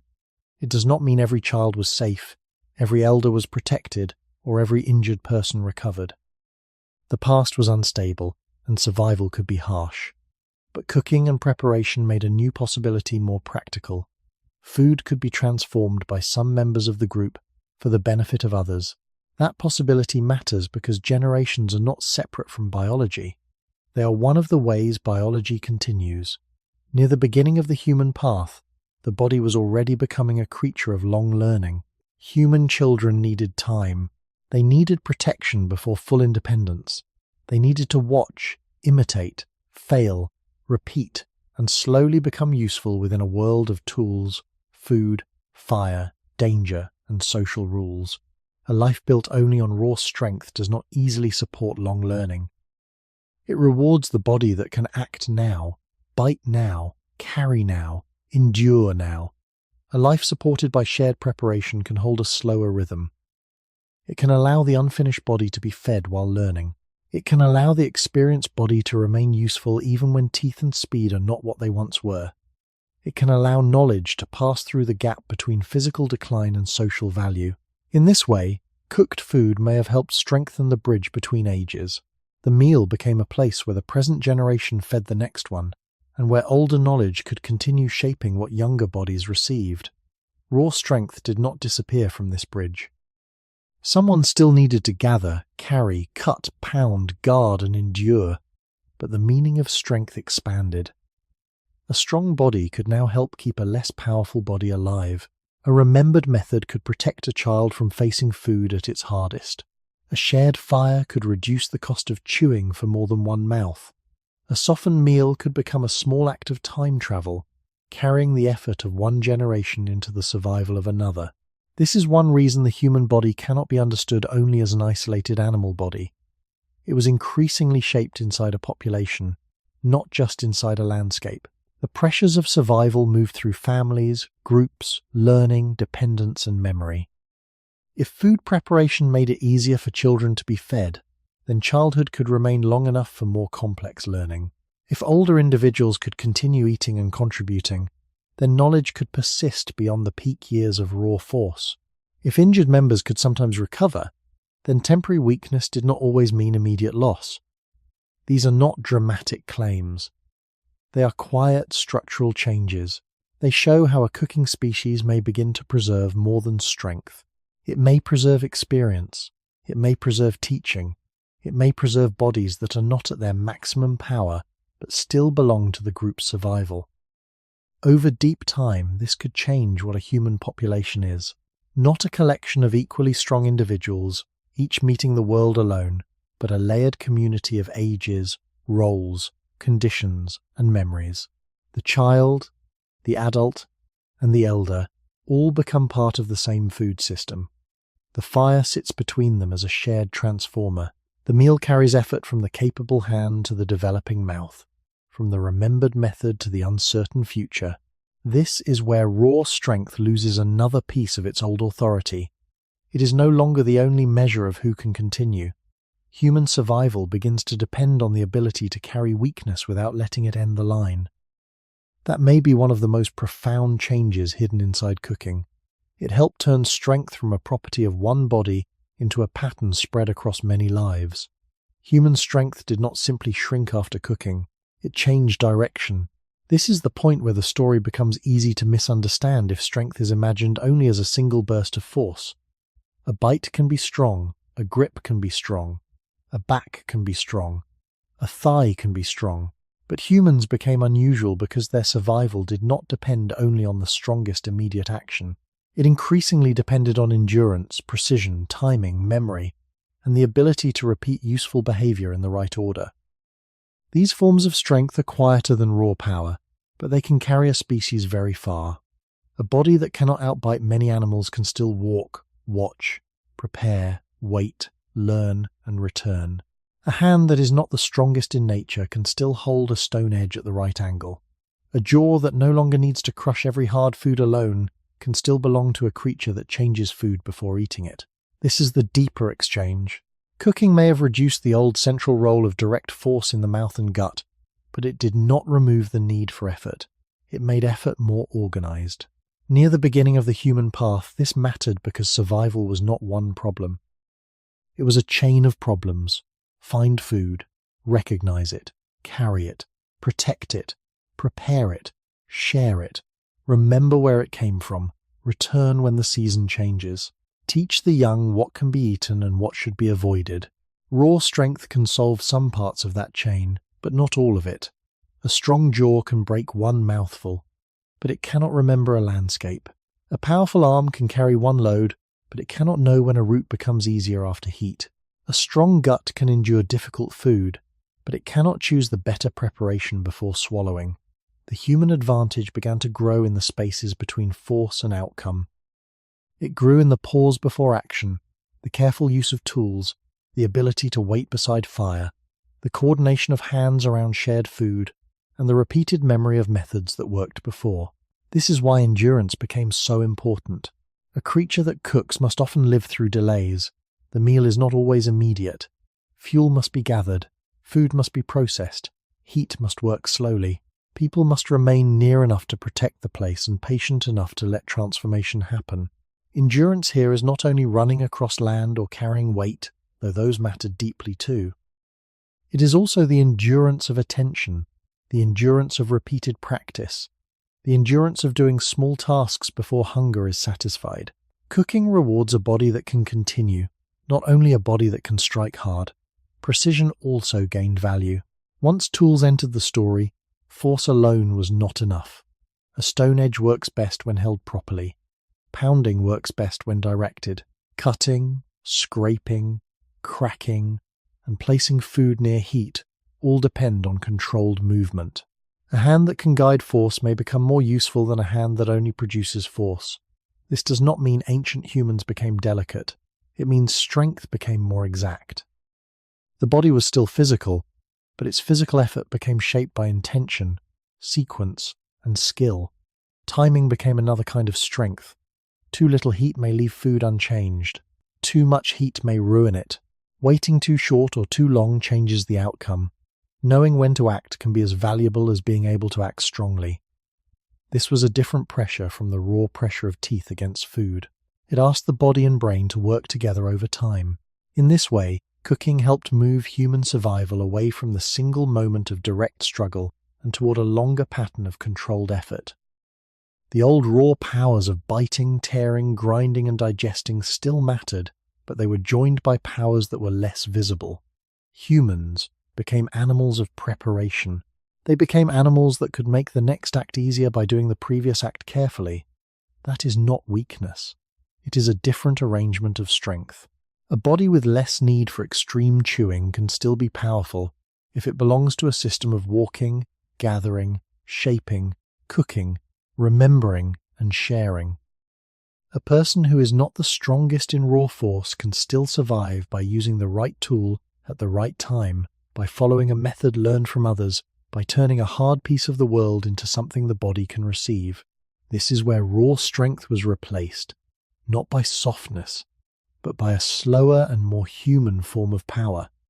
Strength became stretched across time. It moved from the bite into the plan, from the gut into preparation, from the single body into repeated practice.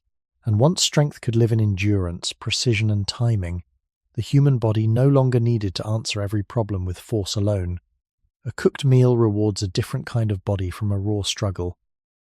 It rewards the body that can wait without losing purpose, the hand that can use a tool without wasting motion, the eye that can notice change in texture, and the mind that can remember a useful order of actions.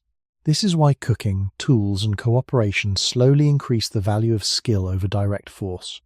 A creature with great raw strength can break, tear, bite, or pull, but skill asks another question. Can the body apply just enough force in the right way? Can it turn a hard object into a useful edge? Can it cut instead of ripping, pound instead of chewing, heat instead of digesting everything alone? These questions belong to the beginning of the human way of life, because humans did not survive by becoming the strongest animal in every direct contest. They survived by changing the contest itself. A hard root no longer had to be answered only by a strong jaw. It could be loosened by digging, cleaned by hand, softened by heat, divided by stone, then chewed after much of the original resistance had already been reduced. A piece of animal tissue no longer had to be torn entirely by teeth.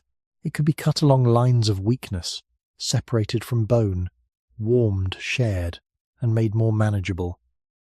A seed, nut, or hard plant part could be cracked with a stone rather than tested dangerously against the teeth. In each case, the body was still working, but it was working through control. It was using strength more carefully. This matters because precision can reduce the need for excess force. If a stone edge is placed well, less biting may be needed. If food is prepared well, less chewing may be required. If heat is used well, the gut may receive food in a changed state. The power of the body becomes less like a single heavy blow and more like a sequence of small corrections. That sequence is one of the great human changes. It is not dramatic, but it is deep. Near the origin of our species, the hand became increasingly important, not only because it could grip strongly, but because it could grip differently. It could hold, turn, press, scrape, pinch, carry, and guide. It could place food near heat rather than simply pull food apart. It could use a tool that had a shape the body itself did not possess. The hand became a meeting place between raw strength and learned skill. Cooking made this meeting more important because a meal touched by fire often needed timing and preparation. Too much force could destroy what careful work could preserve. Too little preparation could leave food difficult to use. The body had to learn a quieter discipline. This is where cooperation also changed the value of strength. In a group, not every useful act requires the greatest physical power. One person may gather fuel, another may cut, another may watch, another may remember where a food source grows, another may help divide the meal. The outcome depends on coordination. A single powerful body might be impressive, but a coordinated group can make food more accessible to many bodies. This does not remove the need for strength. It changes how strength is organized. The strongest arm may carry wood, but the careful hand may shape a cutting edge. The patient person may keep food near heat long enough. The older member may preserve a method. The child may learn the sequence that will matter later. A cooking species becomes strong by spreading tasks across different bodies and across time. That is very different from a life where survival depends mainly on immediate force. It means that the human body could afford to become less specialized for some older forms of raw resistance because it was becoming more embedded in a system of skill. A smaller tooth, a less massive jaw, or a digestive system supported by preparation does not simply mean decline. It may reflect a world where food no longer arrived as a direct test of anatomy alone. The test had become broader. Could the group remember? Could the hands prepare? Could the tools cut? Could the fire transform? Could the body wait? Could effort be spent before hunger became desperate? These abilities are not as visible as muscle, but they are powerful. They allowed humans to move strength into behavior, and behavior can travel across generations. A strong bite ends when the body dies. A learned method can continue in another body. A powerful jaw can help one individual eat. A shared cooking practice can help children, adults, and elders across many seasons. This is why the replacement of raw strength by precision and cooperation is not a small detail. It is the moment when strength becomes cultural as well as biological. The human body did not stop being an animal body. It became an animal body living inside habits that changed what the body needed to be. Cooking, tools, and cooperation taught strength to become slower, more exact, and more collective. And in that slower strength, the old raw force of tooth, gut, and isolated muscle began to lose part of its ancient rule. A single act of force ends quickly. A bite closes, a hand pulls, a shoulder lifts, a stone strikes, and then the moment is gone. But human strength slowly became something that could extend beyond the moment.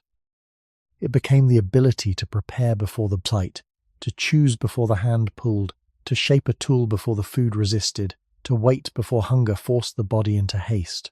This is one of the clearest differences between raw strength and the strength that began to replace it. Raw strength answers the world immediately. Human strength increasingly answered the world through time. Near the beginning of the human path, this shift mattered because survival was not solved by one powerful motion. It was solved by many small acts held together in the right order.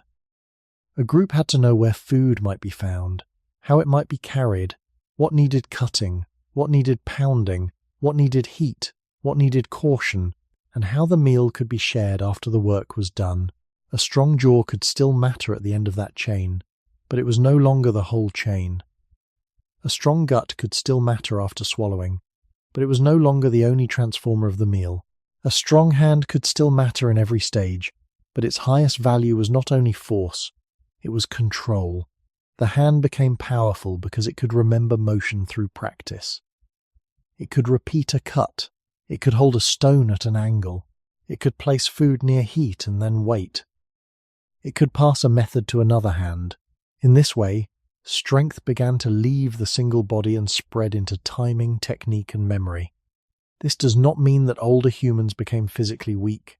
Their lives still required endurance, walking, carrying, climbing, digging, making, and surviving weather and hunger. The point is more exact. The kind of strength most rewarded by cooking was not always the kind that looks strongest in a direct contest. A creature that can prepare food before eating it does not need to meet every mouthful with maximum force.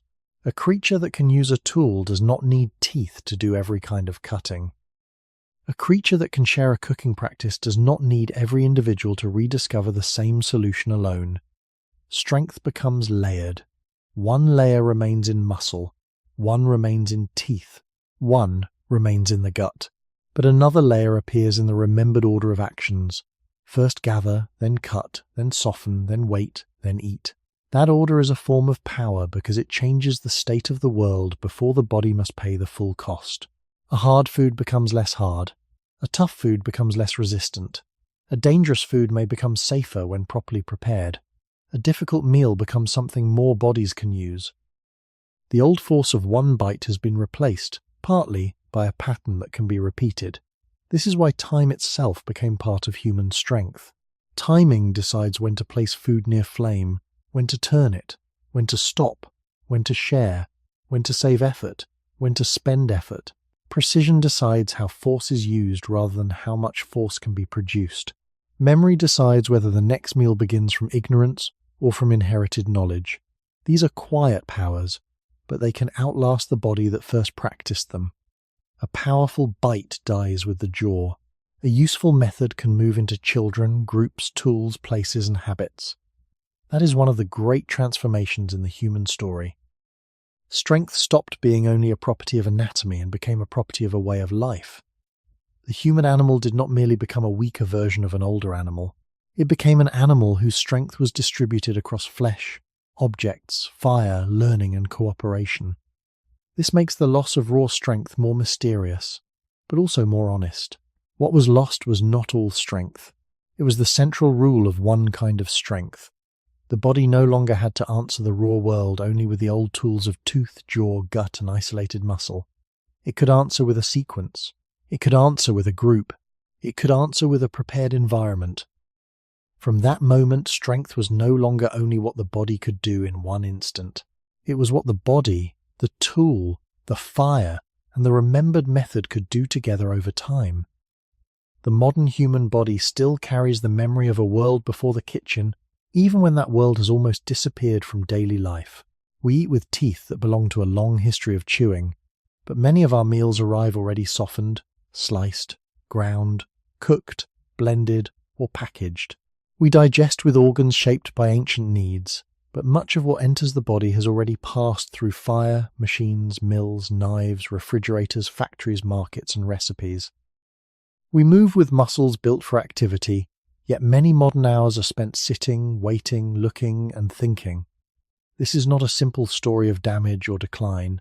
It is a story of mismatch between an old body and a newer environment. The body is not wrong. It is historical.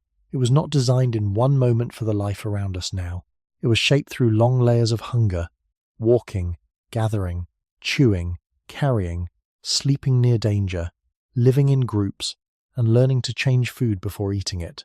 Cooking was one of the oldest steps in that changing environment, but it was not the last. After fire came more tools, more preparation, more storage, more farming, more grinding, more boiling, more baking, and eventually more processed softness than any early human body could have known. Each step placed another layer between raw nature and the mouth. Each layer reduced some direct burdens while creating new kinds of dependence. When a modern person eats a soft-cooked meal, there is a very old story hidden inside that ease.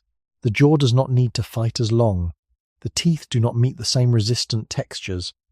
The gut receives food that may already be broken down, refined, or made easy to consume quickly. The hand does not always gather, crack, scrape, or cut. The legs may not travel far to obtain the meal. The group may no longer gather around a fire in the same way, but a vast social system has prepared the food long before it reaches the plate. In this sense, the modern meal is not less historical than the ancient meal. It is more layered. The ancient body once met roots, seeds, flesh, fibre, bone, shell, skin, and season with a more direct kind of force. The modern body often meets food after many forms of human intelligence have already acted on it. This helps explain why the question of raw strength still feels personal.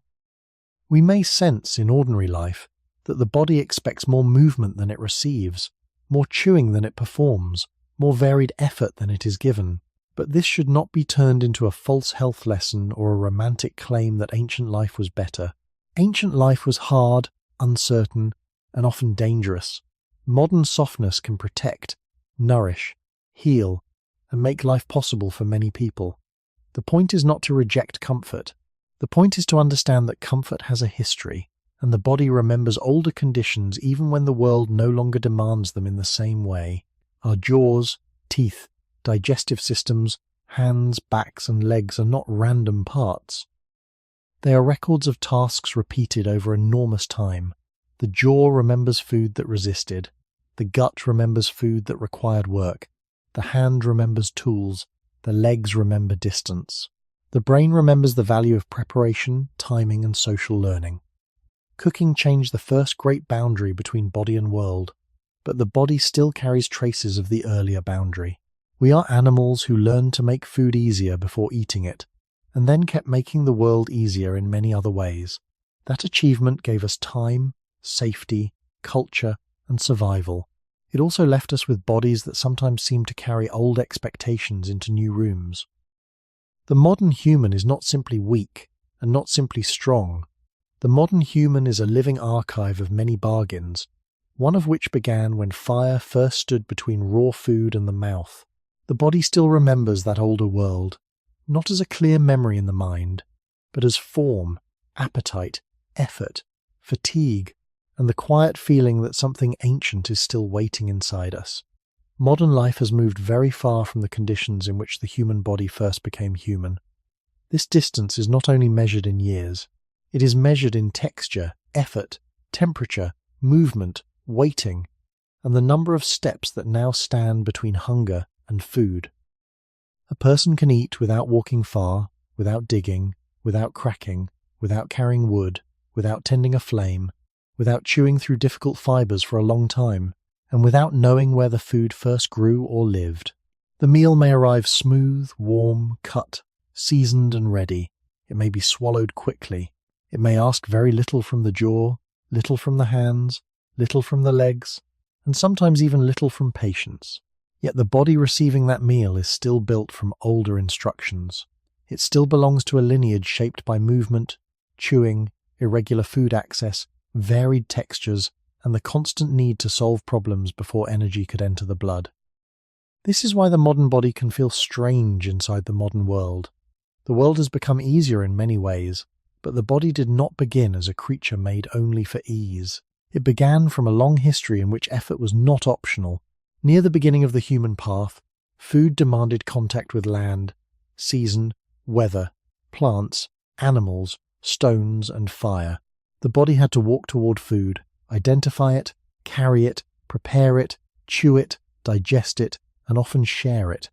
That chain of effort shaped many systems at once. Muscles expected use. Bones responded to load. Teeth met texture. The gut worked through varied material. The brain learned sequences of place, timing, danger, and preparation. Cooking was one of the first great ways humans reduced the harshness of that chain, but it still required action. It required fuel, heat, tools, waiting, and social knowledge. Modern food systems have taken that ancient reduction much farther. Many meals now arrive after countless invisible hands and machines have done the work that teeth, stones, fire, and walking once shared. This is not wrong in itself. It has allowed people to survive illness, feed cities, preserve food, reduce many dangers, and make nourishment available in ways ancient humans could not have imagined. But it also means the body now lives inside an environment that often asks too little from some old capacities while asking too much from others. The jaw may not chew enough difficult texture. The legs may not move through distance. The hands may not shape, carry, or prepare as often. The gut may receive foods altered far beyond simple cooking. The brain may be surrounded by choice, speed, and stimulation instead of slow preparation and waiting.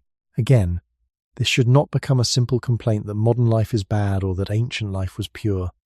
Ancient life carried pain, hunger, loss, infection, injury, and uncertainty. Modern life carries protection and knowledge that matter deeply. The honest point is more careful.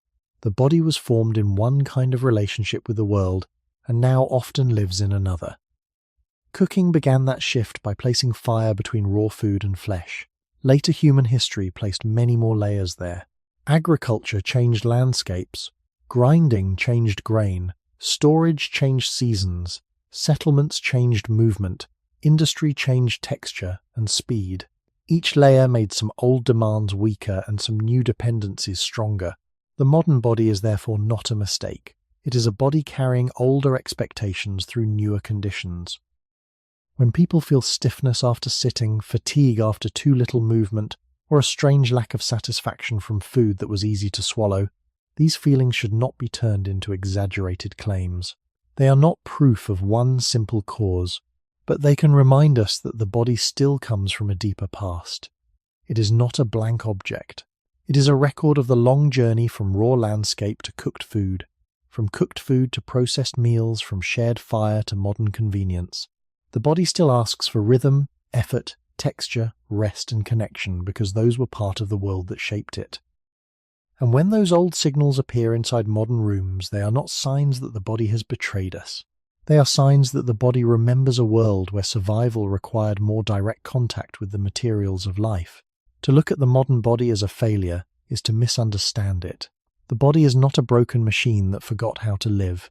It is a living record of many worlds layered over one another. One layer remembers raw food and long chewing. Another remembers fire and softened meals. Another remembers tools, cutting, pounding, grinding, and shared preparation. Another remembers fields, stored grain, settled life, and the slow rise of human communities. Another remembers the modern table, where food may arrive ready before the hands have done much at all. These layers do not cancel one another.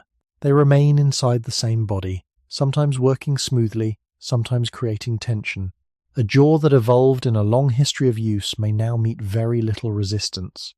A gut that belongs to an ancient story of varied foods may now meet foods changed by many layers of processing. Hands that once gathered, cracked, scraped, shaped, and carried may now spend hours touching smooth surfaces.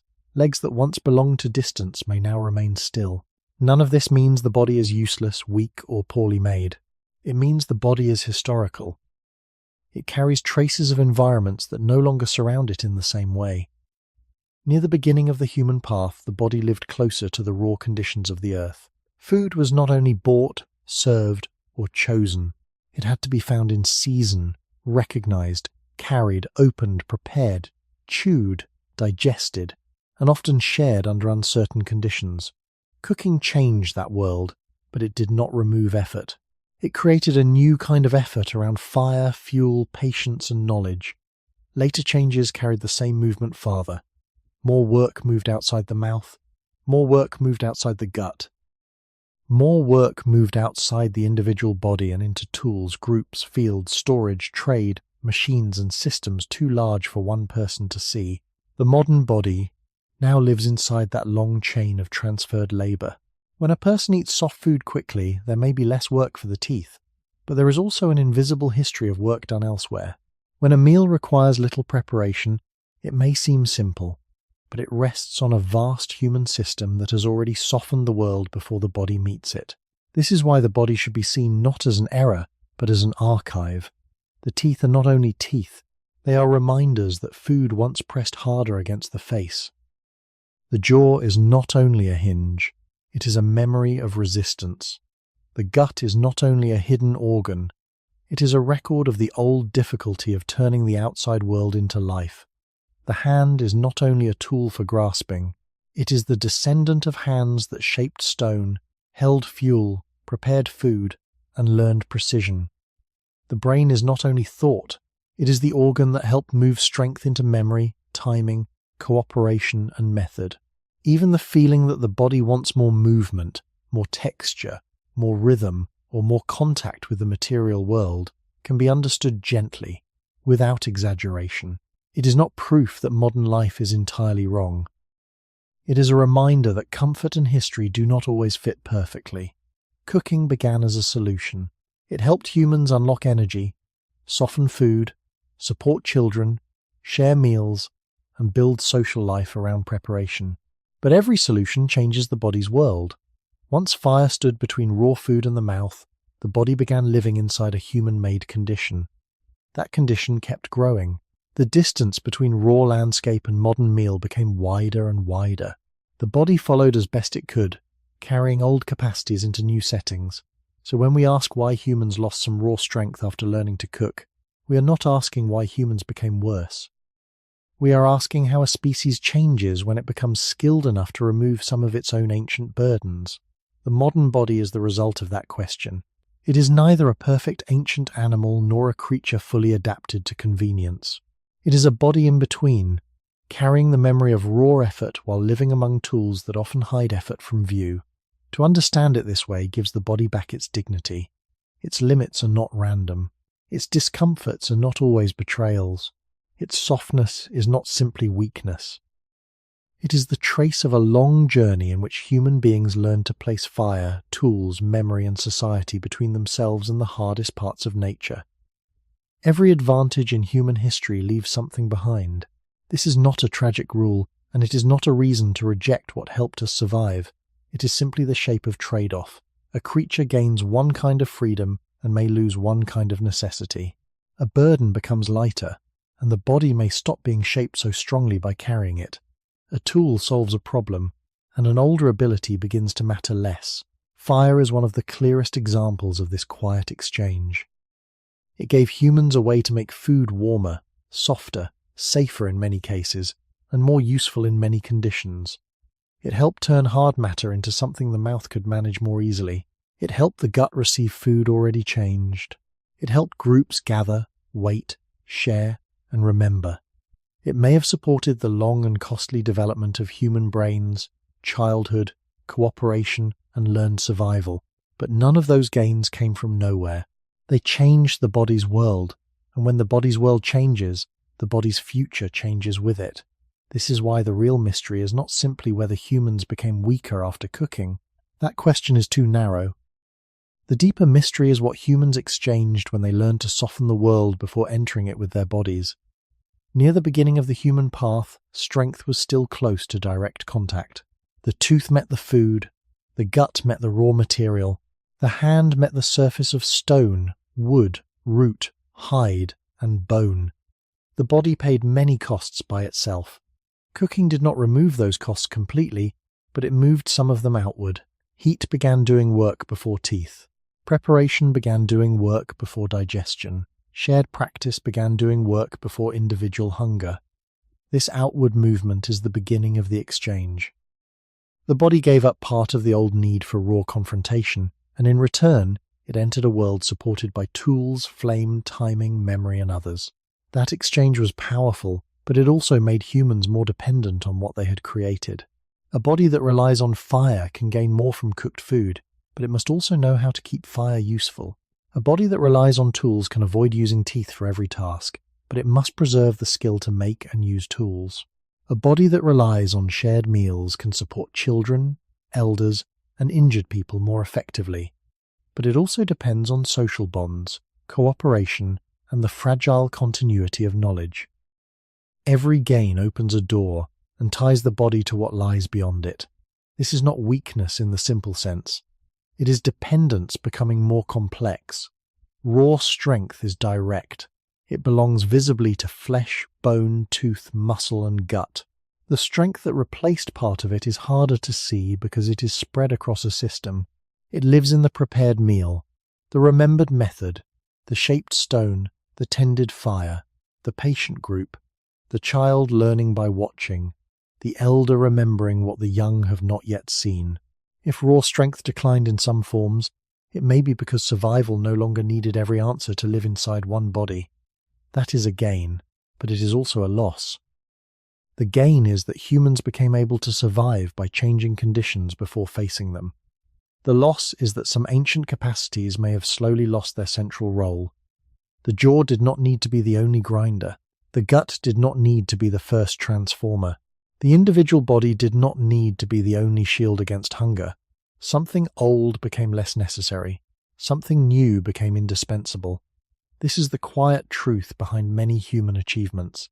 We do not only add powers to ourselves, we move powers around. We move them into tools, into fire, into houses, into language, into agriculture, into machines, into systems too large for one body to understand. Cooking may have been one of the earliest great movements of this kind. It taught the human body to live with help outside itself. And once help became part of survival, the body began to change around that help, carrying both the gift and the cost of a softened world.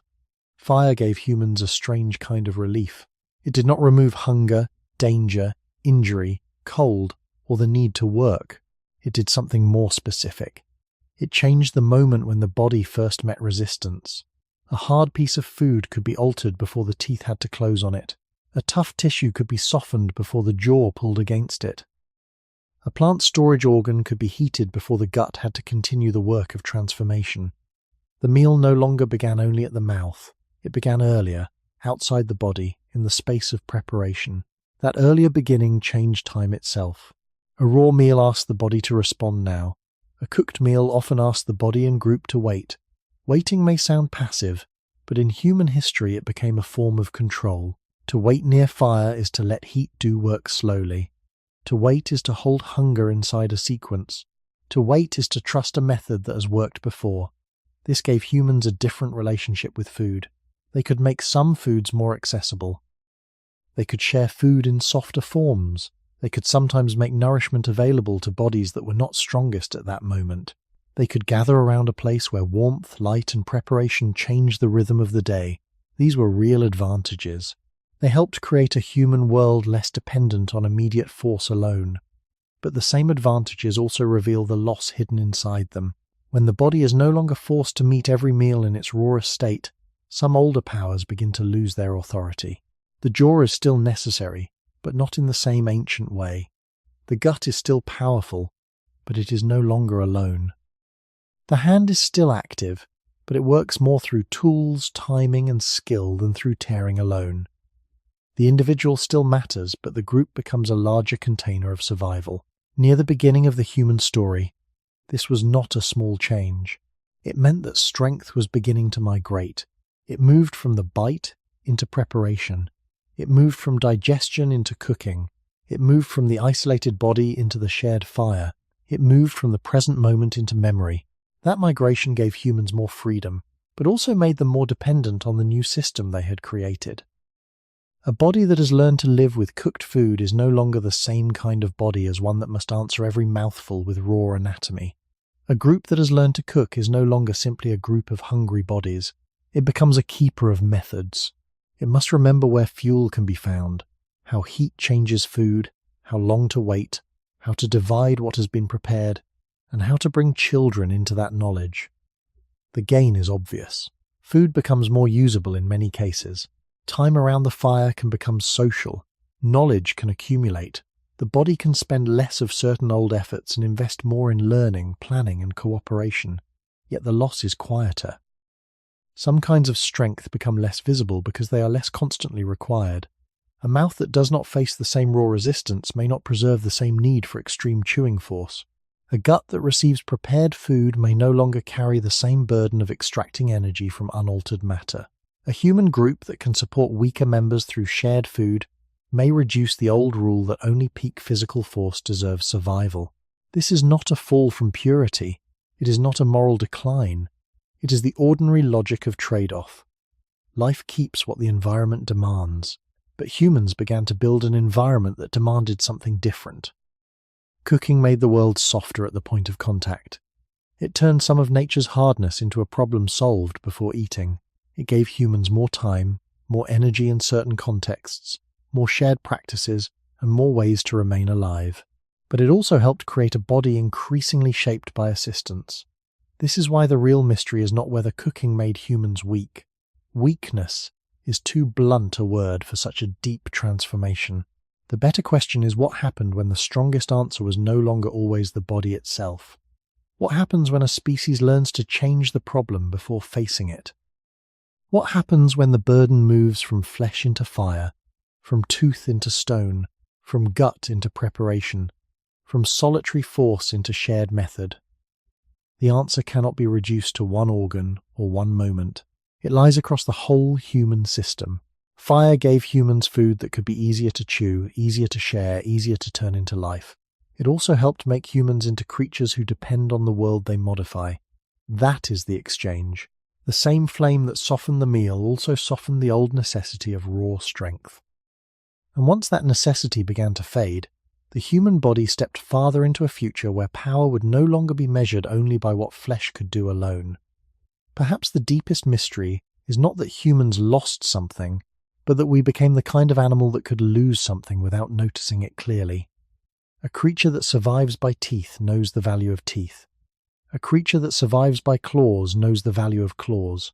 A creature that survives by a powerful gut lives close to the cost of digestion.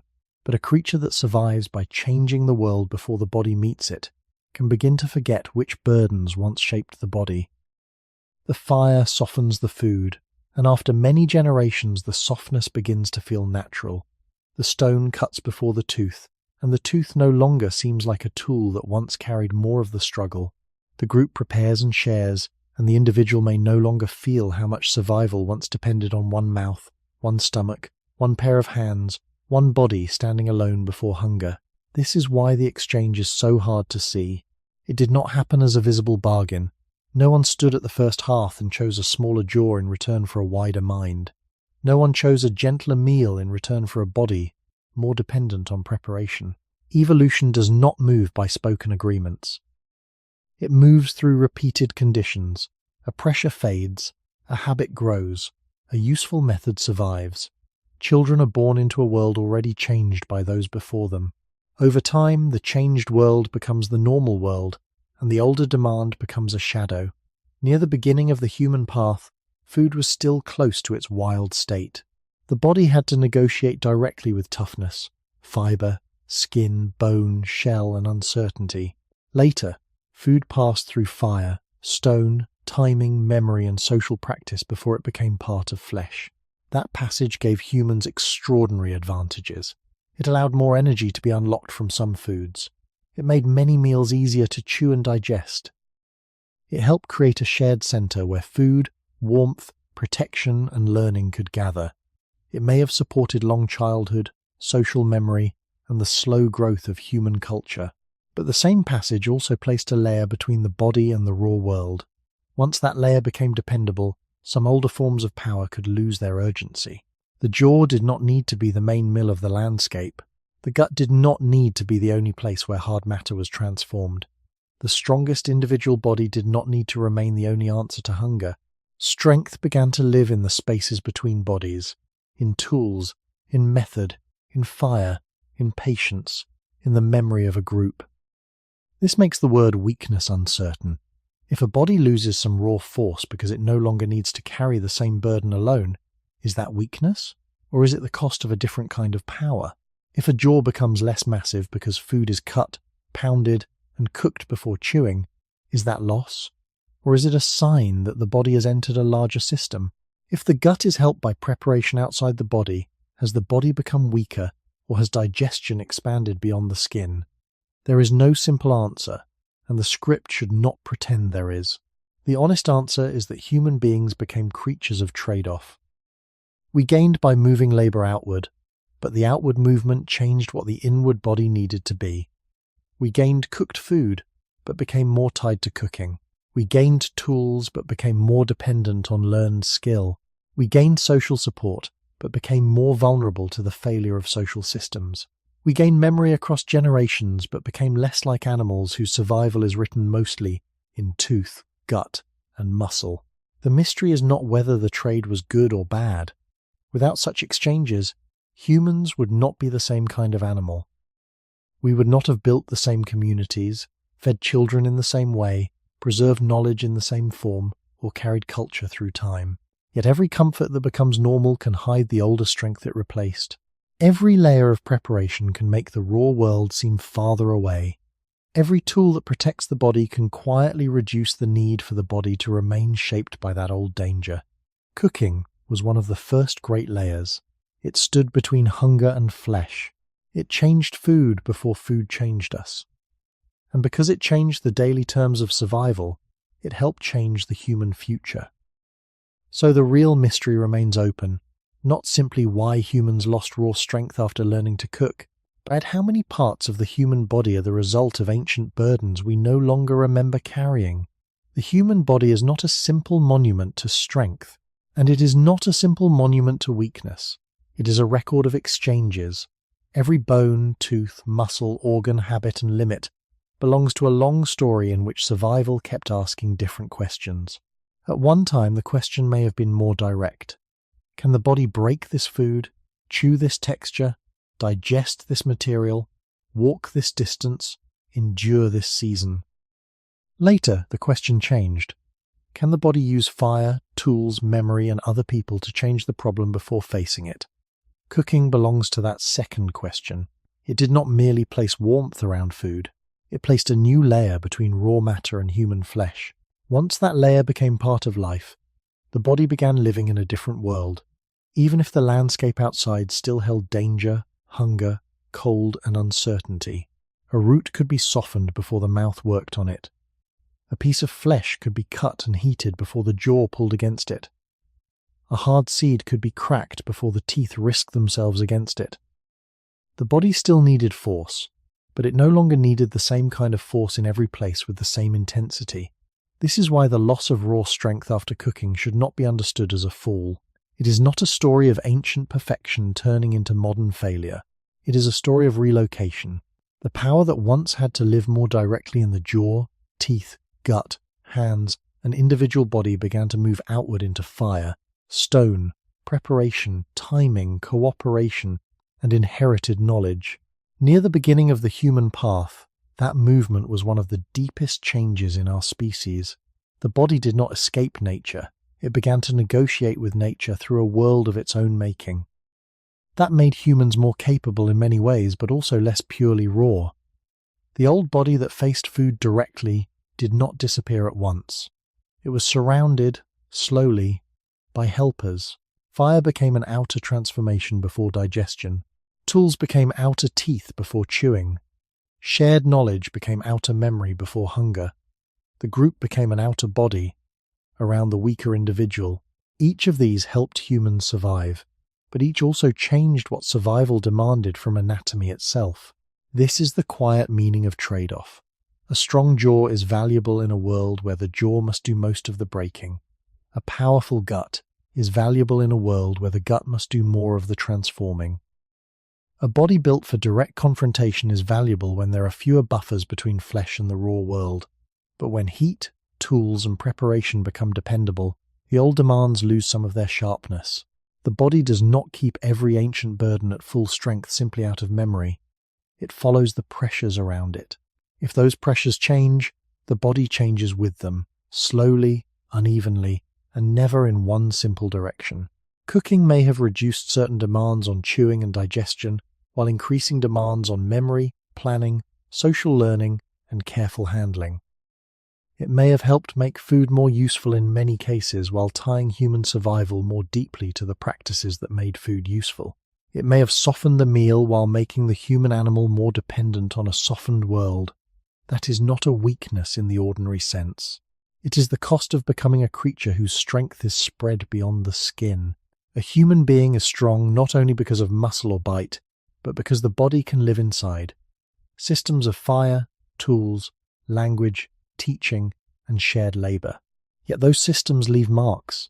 They reduce some older pressures, they create new ones. They make certain ancient powers less visible. The human body, then, is not an answer. It is a memory of questions that changed over time. What must be carried inside the body? What can be placed outside it? What must teeth do? What can stone do? What must the gut transform? What can fire begin first? What must one person endure alone? What can a group hold together? Cooking did not solve these questions forever. It began a long movement that still continues, the movement of human strength outward, from flesh into the world we build around flesh. To understand the human body is to understand that survival rarely gives without taking. This is not a harsh idea, and it does not need to be told with fear. It is simply the way living things are shaped. A body becomes what repeated conditions ask it to become. If the world asks for strong chewing, the mouth carries that pressure. If the world asks for difficult digestion, the gut carries that pressure. If the world asks for walking, lifting, tool use, memory, cooperation, patience and timing, then the whole organism begins to answer in a wider way. C. Cooking is valuable because it shows this principle clearly. It did not only change food, it changed the questions placed before the body. Before fire became part of the human meal, the body had to meet more of food's natural resistance directly. After fire, tools and shared preparation became important, the same resistance could be weakened before it entered the mouth. That change gave humans a remarkable advantage. It helped make many foods easier to chew, easier to share, and in many cases easier to use. It may have supported the growth of social life around meals, the feeding of children, the survival of older or weaker individuals, and the long learning that makes human life so different from the lives of many other animals. But the lesson is not that fire was only good, or that the body only improved, or that ancient strength simply disappeared. The lesson is more useful than that. Human life is made from exchanges that are often invisible while they are happening. Near the beginning of the human path, the exchange was between raw contact and prepared contact. The body could either face the world as it came, or begin changing the world first. Fire helped humans choose the second path. Once food was changed before eating, strength could become less direct. A powerful bite mattered, but not as much as a bite supported by cutting, pounding, heat and memory. A strong gut mattered, but not as much as a gut receiving food already touched by preparation. A strong individual mattered, but not as much as an individual living inside a group that could gather fuel, keep knowledge, share effort, and carry methods across time. This teaches a quiet but important truth. Progress is not the same as pure gain. Progress often means moving a burden from one place to another. When fire took some burden away from the jaw, it placed new burden on knowledge. When tools took some burden away from teeth, they placed new burden on the hand and the mind. When the group took some burden away from the isolated body, it placed new burden on cooperation and social continuity. Human beings became powerful not by escaping limits, but by rearranging limits. That is a useful way to look at the body today. Its limits are not insults. They are signs of older bargains. A smaller jaw, a sensitive gut, a body that needs movement, a brain that depends on food, rest, and social connection. These are not separate mysteries. They are pieces of a long history in which humans kept changing the conditions around survival. The body remembers raw food, but it also remembers fire. It remembers effort, but it also remembers relief. It remembers direct struggle, but it also remembers tools and other people. This perspective gives the story educational value because it protects us from two mistakes. The first mistake is to romanticize the past, as if ancient humans were perfect bodies living in a pure world. They were not. Their lives could be difficult, hungry, dangerous, and uncertain. The second mistake is to treat the modern body as a failure, as if every weakness means something has gone wrong. That is also not true. The human body is not a failed version of an ancient animal. It is a living record of many solutions, each with a cost. Cooking was one of those solutions. It softened the meal, but it also softened the need for some older forms of raw strength. It helped build a world in which memory, cooperation, and technique could become as important as bite and gut. To see this clearly is to understand evolution not as a ladder, but as a series of quiet negotiations. The body asks the world for energy. The world answers with resistance. Humans learned to place fire between the two. From that moment, our strength began to live not only inside us, but also around us, in the fragile human systems we still depend on. If the human body is a memory of ancient trade-offs, then cooking was one of the first great pages written into that memory. It did not write in words. It wrote in pressure, relief, dependence, and change. Before fire stood between food and flesh, the body carried more of the raw world directly. Teeth met toughness. The jaw met resistance. The gut met matter that had not yet been softened by human control. The hands worked, the legs moved, the mouth laboured, and hunger remained close to effort. Then fire entered the meal and the old relationship began to bend. Food could be altered before it was bitten. Some textures could be softened before they reached the mouth. Some energy could become easier to unlock. Some meals could be shared across ages, injuries, and unequal bodies. This was a profound advantage, but it was never only an advantage. It also began to move strength outward. The human body became less alone, and because it became less alone, it could slowly become less shaped by certain old burdens. That is the deepest meaning of this story. Humans did not simply lose raw strength after learning to cook. They entered a new kind of survival, where strength no longer had to remain entirely inside bone, tooth, muscle, and gut.